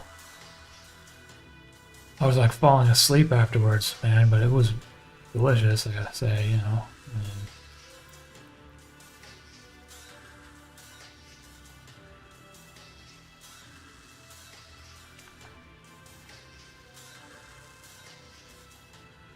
It's a good thing I had a lot of cash on me though, because going on those highways, there was a toll like every 20 minutes. No, I think it's because like if I were to take the slower roads, they wouldn't have any tolls, but the tolls, like the highway was like new, so it's like to help pay for the highway, you know. It was a nice highway though. I mean, it had like bathrooms every so many kilometers and places you can pull over and rest and stuff. They're starting to do that in Canada on the Trans-Canada Highway, like rest stops.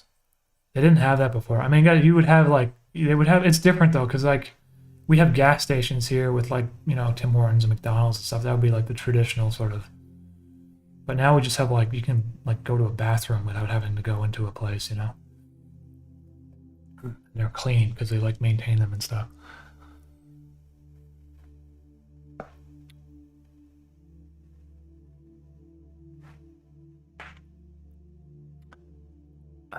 Anyways, what I was gonna say was I'm totally gonna crochet that flower at some point. I want to make a mischief too, but the flower seems easier for now. You know, I feel like this flower character is gonna be very popular. I just feel like it's like a very cute flower, and I don't really. He hasn't really done much other than sleep. Actually, I have a name for him, but I won't reveal it yet.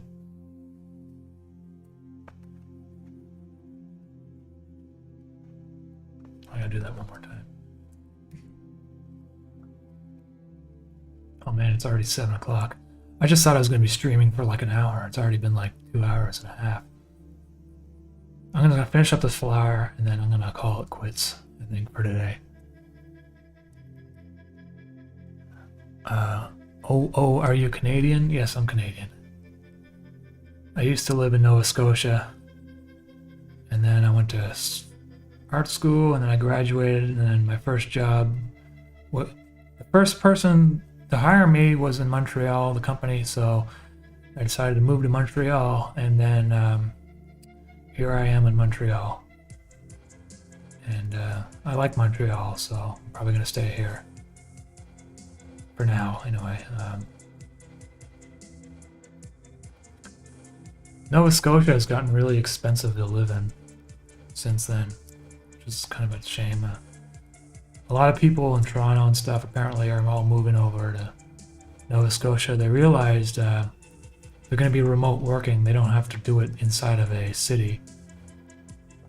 So you can go anywhere, really. And at that time, houses in Nova Scotia were cheap, but now things have gotten quite expensive.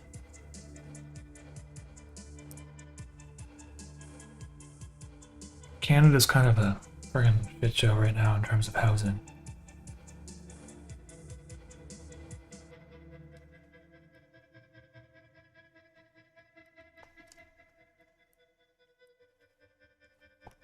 Hey Podal, what's going on, man?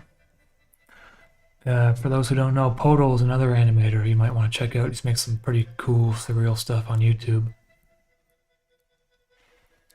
How long does it take to learn how to use a graphics tablet and pen? I can't get used to it. Well, it took like a month of continuous use. But I feel like if you just force yourself to use it, like sometimes the thing is, I actually use it to edit with sometimes. Like in Premiere, I can drag clips around and stuff. And I knew there was editors out there that do that. They just do everything with the tablet pen because you don't have to worry so much about like carpal tunnel syndrome and all that sort of thing. Your hand's kind of in a natural writing position. And I think if you just like force yourself to use it, you'll eventually get used to it. But like I was saying to someone else earlier, if you have multiple screens, make sure that you set it up so that it's like linked to one screen and then not the entire thing, so the aspect ratio is the same. And also to set up a button on your keyboard so that you can display toggle, which means the mouse will jump over to their screen rather than, like if I drag it to the edge, it just stops. But if I press the button, then it goes on the other screen, which you can't see. But anyway, that has made things a lot easier for me. And now, well, I can't imagine drawing without a tablet because, like, how are you supposed to get like line width?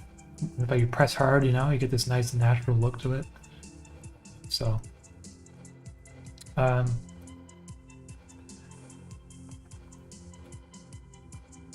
the one I have is a PTK PTK 640, which is like, I don't know, it's like 10 years old. Like it's an old tablet. You don't need anything new, really. I mean, apparently the newer ones have like better. They might have better drivers and stuff. And they might like have better resolution, like more steps of resolution. But I'm drawing everything at a low resolution, so it doesn't seem to really affect me that much. I will say though, I've used a like a Mac iPad, and that's amazing. Like I don't know what, like in terms of drawing with it, it just feels like I'm drawing with like a real. It feels a lot better than what I'm using right now. I don't know how they. It's just like a very natural way of drawing with it. But you'll get used to it. You just gotta kind of force yourself to do it,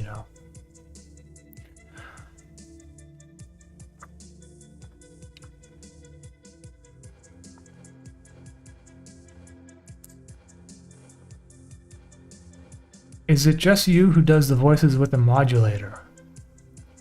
I don't know what you mean by just me. I'm sure other people use it, but I do modulate. Like Smear's voice is all done with effects and stuff, and so is Mischief's. Everything else is pretty natural, though, I think. You know, I'm kind of experimenting with this flower character. I think I might just make it. It doesn't really have a voice, but it might have a voice that is synthesized. You know.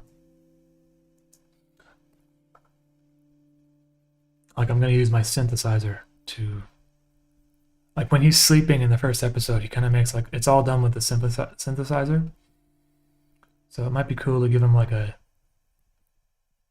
kind of synthy voice, because he's a flower, he's not like a human, right? So he doesn't really talk, he's kind of like a cat, you know?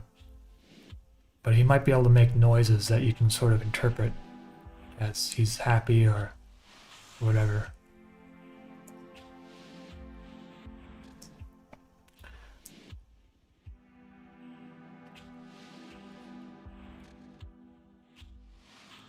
So, yeah, so I'm going to do the same sort of thing. Actually, I'll do it right now.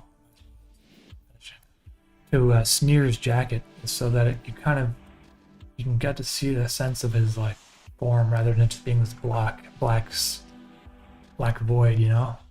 So I'm going to just do a layer in white first.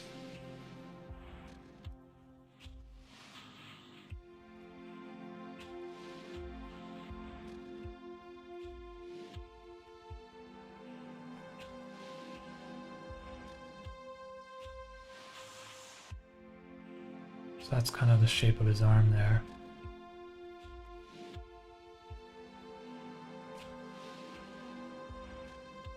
Actually, maybe I'll make it a bit bigger.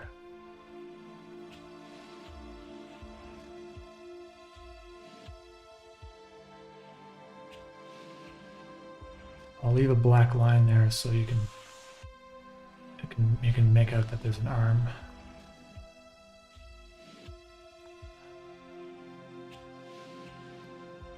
And there's like a lapel of his jacket, I guess. You just can barely see.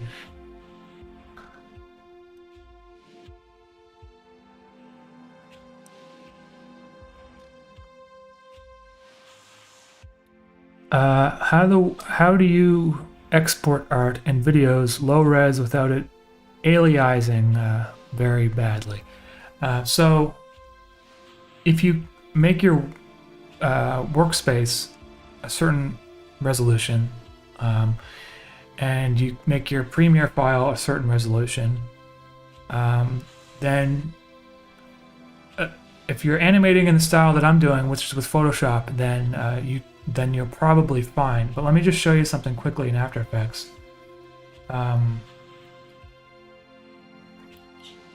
So see right here where it says 8-bit or 8B BPC. If you change this to 16-bit, you're more likely to get aliasing between some of these effects, from what I understand. But if you go to 8-bit, then you don't have to worry about that too much. But another thing is, you know, like say for instance I do this, and you zoom in, and you're like, oh, wait a second, look at all this aliasing going on right here. You can just click this little button right here, which is the quality and sampling mode, change it to no aliasing basically, and then there you have it, it's pixelated. But there's one more thing I want to show you too. So if you want to export this as a video, oops, wrong button. You can really only use the renderer in After Effects if you want to preserve the pixels, from what I understand. Click on the quality setting here and change it to draft, and that way all these sort of lines and stuff, they will stay pixelated. They won't, you know, and also I just do PNG sequences, right? So there you have it. So, and that's it. And so when you do your final exports, though, you'll notice my animations are 4K, right? And that is because if I were to export my videos at 640 by 480, they would go on YouTube at 640 by 480, and then if you click the full screen button, it would interpolate those pixels. And so there will be blurriness between the pixels. And some people, that's fine, that's their style, they don't care, right? But what I do is I'll take my composition, right? Put it into a new one. And this is my export composition, my final export composition, right? I'll change it to, 4K file. So 4096, right? And you're like, okay, well, it's small now, right? So what you have to do is just scale it up. You scale it up at 640, right? And then you might be like, oh, but there's aliasing again. What are you talking about, Justin? Like, oh, just click this button. There you go, pixelated. So then you export this. You can use Media Encoder at this point. Actually, you probably should, because it's got like H.265 and stuff. Then do your final exports, and what you'll have is a 4K file, which when you play it back on a 4K television, or if you full screen it, it will have all the sharp pixels that you would originally intended.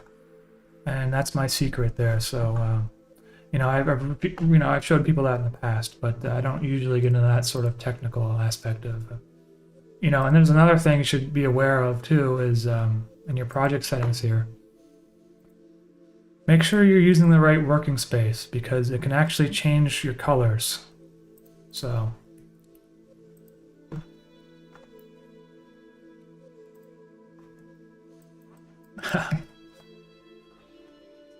there you have it. And then there's some effects that I actually can't even do, because what basically produces a blurry image, and that's just the limitation of using pixelated style that's pixelated. Sometimes, I kind of wish I didn't do a pixelated style, but then you have to do everything at such a high resolution that you need to use a lot of hard drive space, and 4K files are big, so.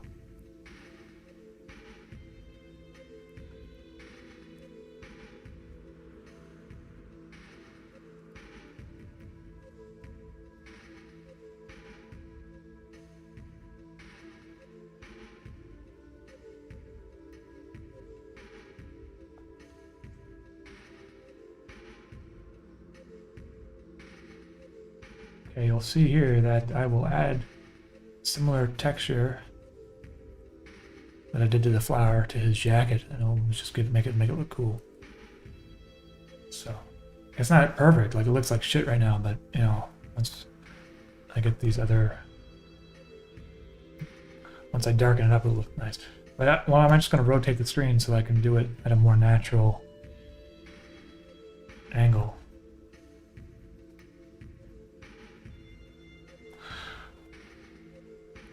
How do you turn off anti-aliasing in Photoshop? What's your secret? So in Photoshop, if you use the pencil tool, let me just use a new file here. If you use the pencil tool, you'll notice that your edges are pixelated.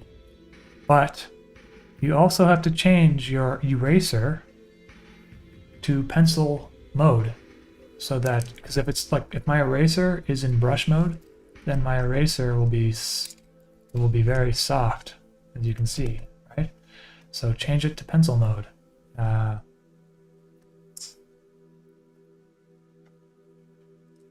then you have a sharp pixel.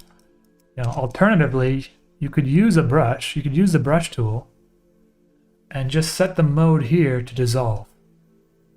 Oh, by the way, yeah, I bought like this brush pack, so. But if you were just using like a pencil or whatever, set the mode to dissolve, and then it's hard pixels. But I don't like how that looks, you see. So that's why I just stick with the pencil. And also, when you're scaling things, make sure everything is in nearest neighbor. Interpolation, nearest neighbor. You can also, in the preferences, I forget where it is, Um,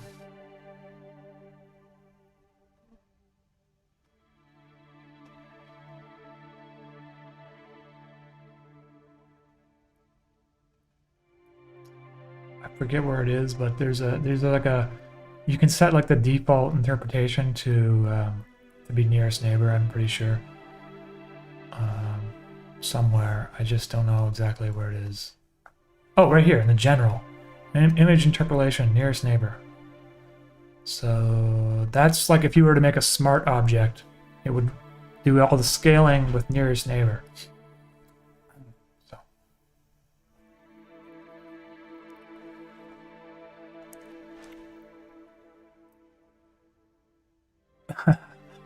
You guys are welcome. I like to share my knowledge, you know, because these are things when I started animating, I had to figure them out on my own.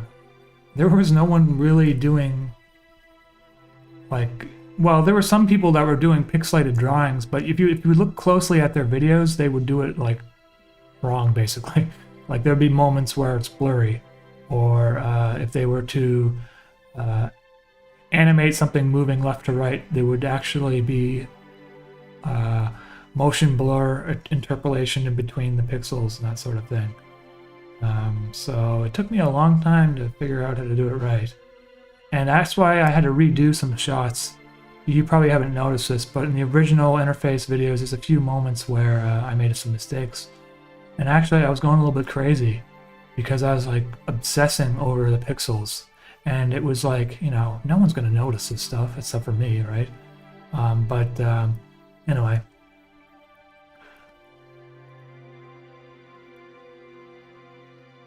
Those tips I gave you there, that should really make things a lot more simple for you, for sure, though.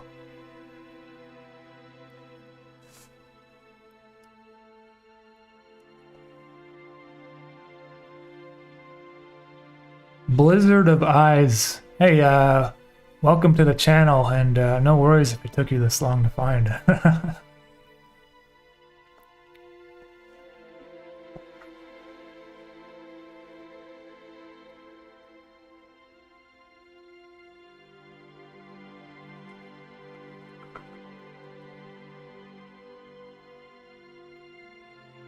Is the flower a friend of Mischief? Maybe it's Mischief's pet. Well, I'm really not going to say it because, it could be a story spoiler for you guys, I won't say a thing.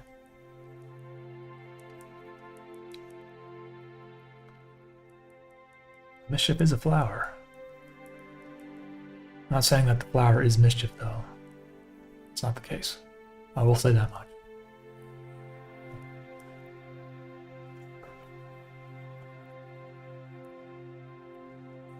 Biggest Iron, you're welcome.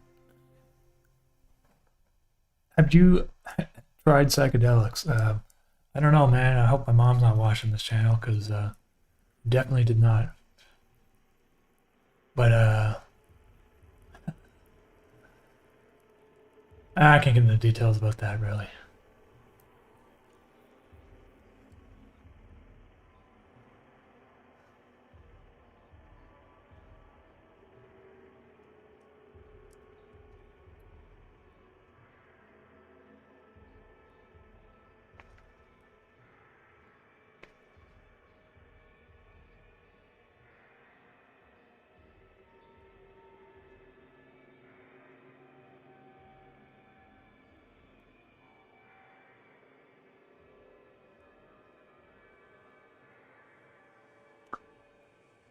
UMAMI, you are my favorite animator. Hey, well, thanks, Matthew. Are there any particular sound libraries or instruments you recommend using for Logic? I'm a student producer and composer and love your music too. Well, I don't have too many, so but I will recommend the ones that I use are Thin Strings Core, which is basically all the strings at once, like all the violin section, whatever. And it comes with viola, cello, like double bass, I think, violins, but like multiples of that instrument recorded at once. So you can use it in these big sweeping kind of instances. But then I bought a library, sound library called Spitfire Solo Strings for just one instrument. So you have one violin or one viola. And, you know, the thing with these instrument libraries is that it actually takes a lot of finesse to make it sound like a real instrument. And so, you know, I did that for about a year. These are expensive libraries, by the way. They're a couple hundred, you know, they're $400 usually, or $200. So I recommend, if you do buy them on sale events. Like, you can follow the company's Twitter account or whatever. Black Friday, which just happened, unfortunately, they had like 50% off and all that sort of things. And so I bought Easy Drummer 2 for like $60. I think it's like $120, something like that. Tina Goa has released a cello, which I think is probably one of the best sound VST cellos you can get. And it's not that expensive, actually. So, but it has a very distinct sound. So, you know, like someone might, you know, other music producers might be like, oh, he's actually using the Tina Goa cello because it sounds very much like. I actually prefer it over the ones that come with Spitfire. So it's. But more recently, though, what I've been doing is composing the music using those sound libraries, and then just sending it to an actual viola person, a violist or a violinist, because in order for me to make a VST sound realistic, I got to spend weeks on it for a song. And I could just send it to someone, they'll record it on a real instrument, and it will sound real. It will be real, it is real, and unmatched quality, basically. You know, the downside to that is that it costs a couple $100 each time you do that, right? You can buy a whole sound library for a couple $100. So it's like that triangle of fast, easy, or cheap, right? And you know, it's fast and expensive to use real instruments, but the quality is also there too. So, you know, thankfully, because of the Patreon stuff, I can afford these things. If you're just starting out, it might be a little bit more. I would recommend you wait and get some sales. Not sales. Wait for the sales on these expensive libraries. For the longest time, though, I was just using the native ones built into Logic, like the native. So this, you know, the episode 2 has like these crazy violas and all these strings. I just used the sound library that came with Logic. So you can use like the ones that are, you know, the Logic ones are pretty good, I gotta say, honestly, but they're not. There's definitely a step up of improvement once you start getting into like Spitfire. And the way I got around it, though, was I kind of made it sound lo-fi. Like, kind of, I made those Logic like strings sound kind of like they're warbly and like on a cassette or something, you know, and it kind of masked the fact that they were not so good.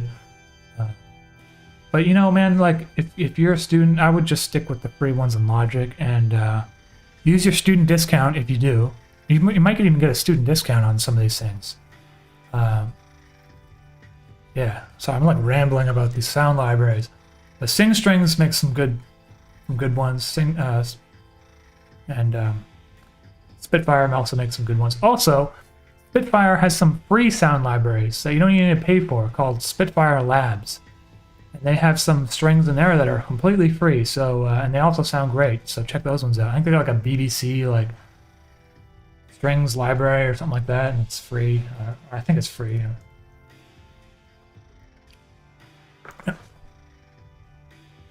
Hi. Hi, Carolina.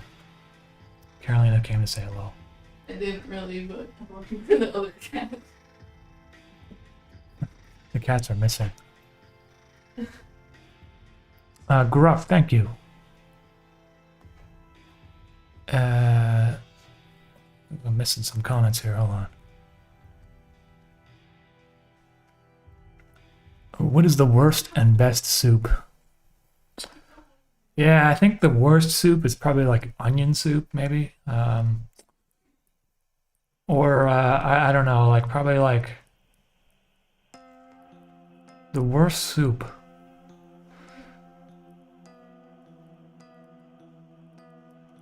You know, I'm not really a huge fan of like cabbage. So if it's like in the soup. The best soup is definitely like ramen. Like you get like a spicy ramen soup with like some like pork in there or whatever, and like ramen noodles, and it's like the whole bowl is like spicy, and you get like an egg in there with some green onions and stuff, and oh man, that's the best soup for sure.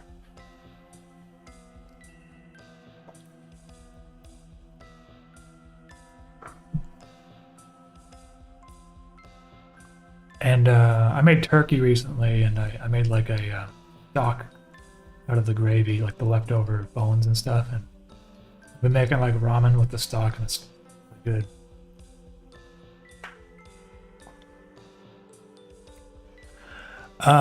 Reminds me, would there actually be merch of Alfonso's flute painting? I would sell my soul for a poster-sized version of that, unless it's already in the store. Joseph Fink, it doesn't exist. I haven't made anything with that. You know, I was thinking of doing it, and I just never did it. I don't know why.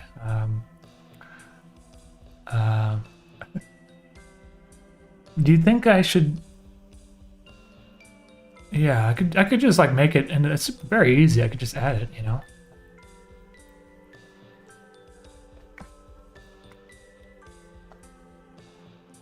I will consider doing that. It's like a lot of things I got to do. But thank you for the recommendation on that. Humano, thank you for the comments there.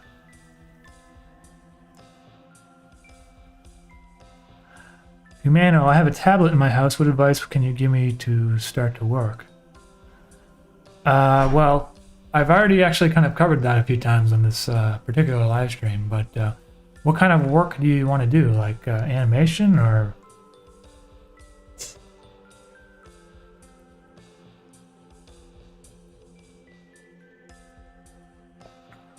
Do you use notation software? I fell in love with Sibelius. Eastwood samples are expensive but good, and instrument variety is awesome. Full orchestra. Fretness? No, I'm familiar with Sibelius, but I'm too dumb to actually know how to use it.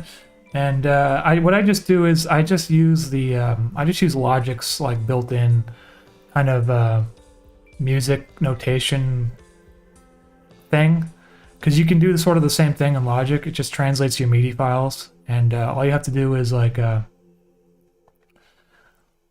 quantize your audio, like your beats, so that the sheet music that it produces is not as like clean, you know. Because if you don't quantize the music, it looks like it tries to like interpret all the subtle offset notes and stuff. So it's not very good for a musician, you know. But I mean, Sibelius, I think, is probably like industry standard for that, isn't it? I'm not really familiar with how it works though.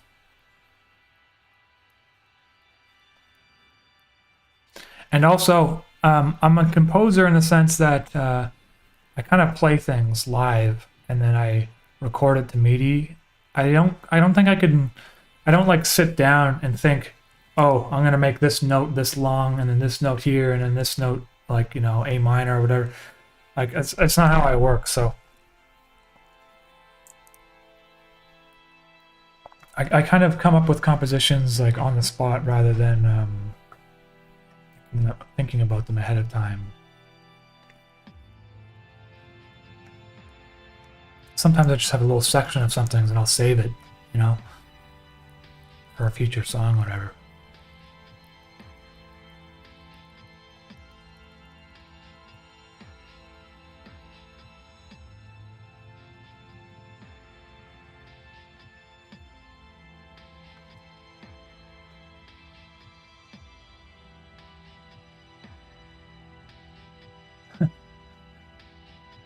All right, Joseph. I will put it on my list of things to do.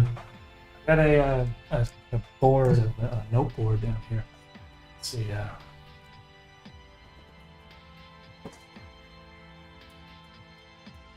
Add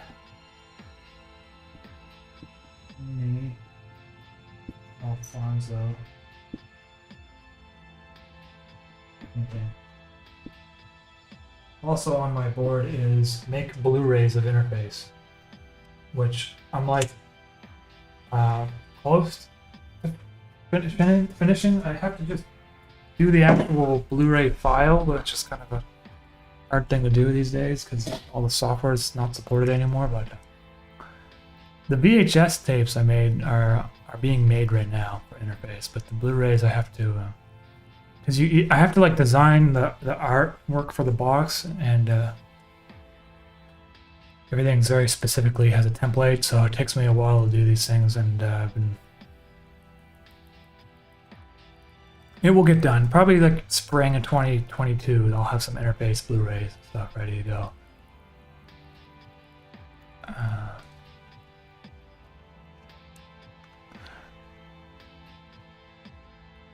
That's why I use Logic, because I am a big dum-dum. I'm a producing major, not a music major. I mean, hey man, everyone works differently, you know. It's like you can make some great music using just composing ahead of time. It's for me, I'm like I don't have the music theory background to kind of do that, so.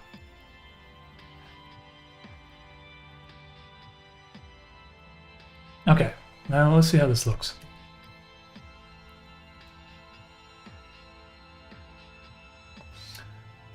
Okay, I think it's not bad, but I think that I think smear should be a little bit darker. So I'm gonna go in a little bit here.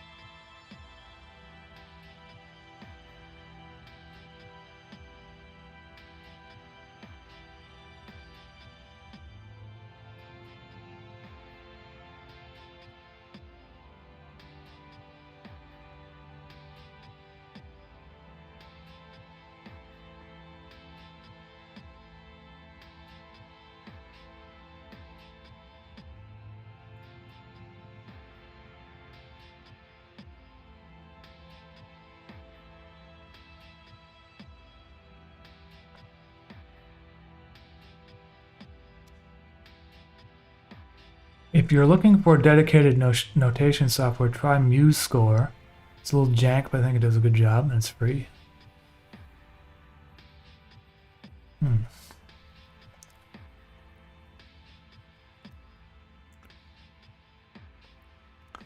I just bought Interface Soundtrack 1 and 2 on vinyl. Very excited to add these to my collection. Hey, Demosphere, thank you so much for that. And they're going to ship hopefully the end of January. Like I was saying earlier in the stream, the pressing plants have been backed up like crazy this year. So as soon as I get them, I will be shipping them out. No worries on that. And of course, if anyone needs to change their address, just send me an email. Or you can actually do it on Bandcamp, but if you just send me an email, I can just do it for you.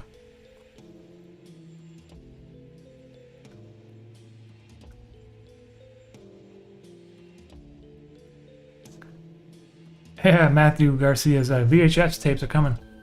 You know, I hope the it was kind of hard. I mean, I had to like calibrate I had to buy a CRT monitor just so I could calibrate the colors and everything.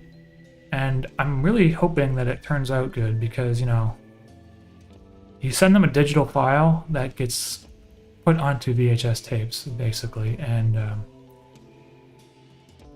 I'm not there when it happens, so I don't really, you know, the quality control of it. You know, I'm sure it'll be fine. I gotta just wait and see when they arrive. Those should be done in January too, actually.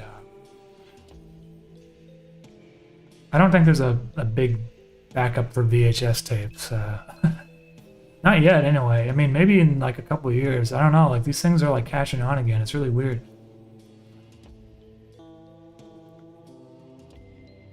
Everything analog is having a resurgence, you know?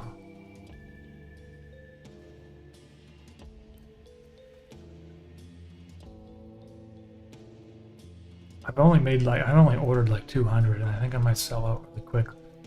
Might have to send them like some more.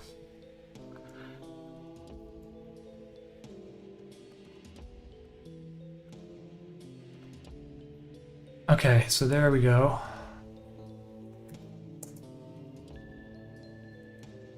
Now just make some adjustments to his hands.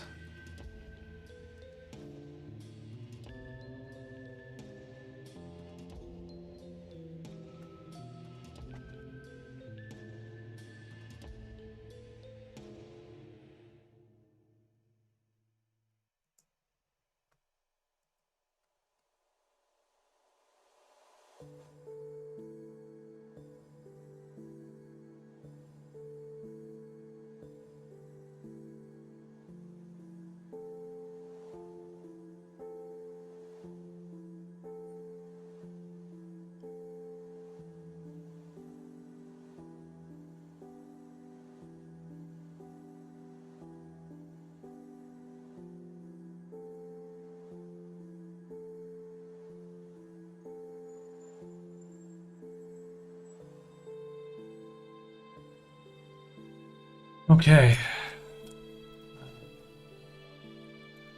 Yeah, so there we have it so far.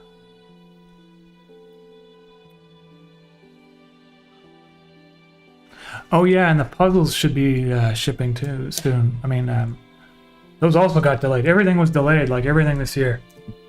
Excuse me. But they'll be available. I mean, they'll be arriving hopefully soon.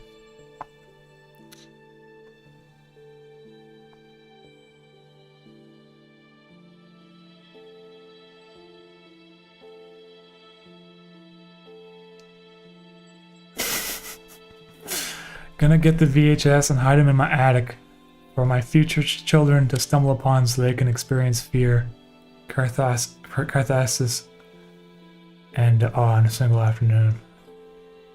I'm thinking when I get them, like I might go to the Goodwill or the basically the Goodwill is Renaissance here and just like donate a few and see if someone notices the box on the shelf and is like, what's this? And then they go home and watch it and they're like, what? Dude, copyright 2022, what the hell?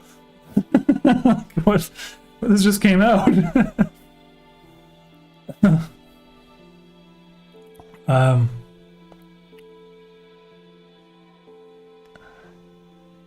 Anyways, that's it, everyone. I got my shot sort of started for now. I'm gonna finish it in After Effects probably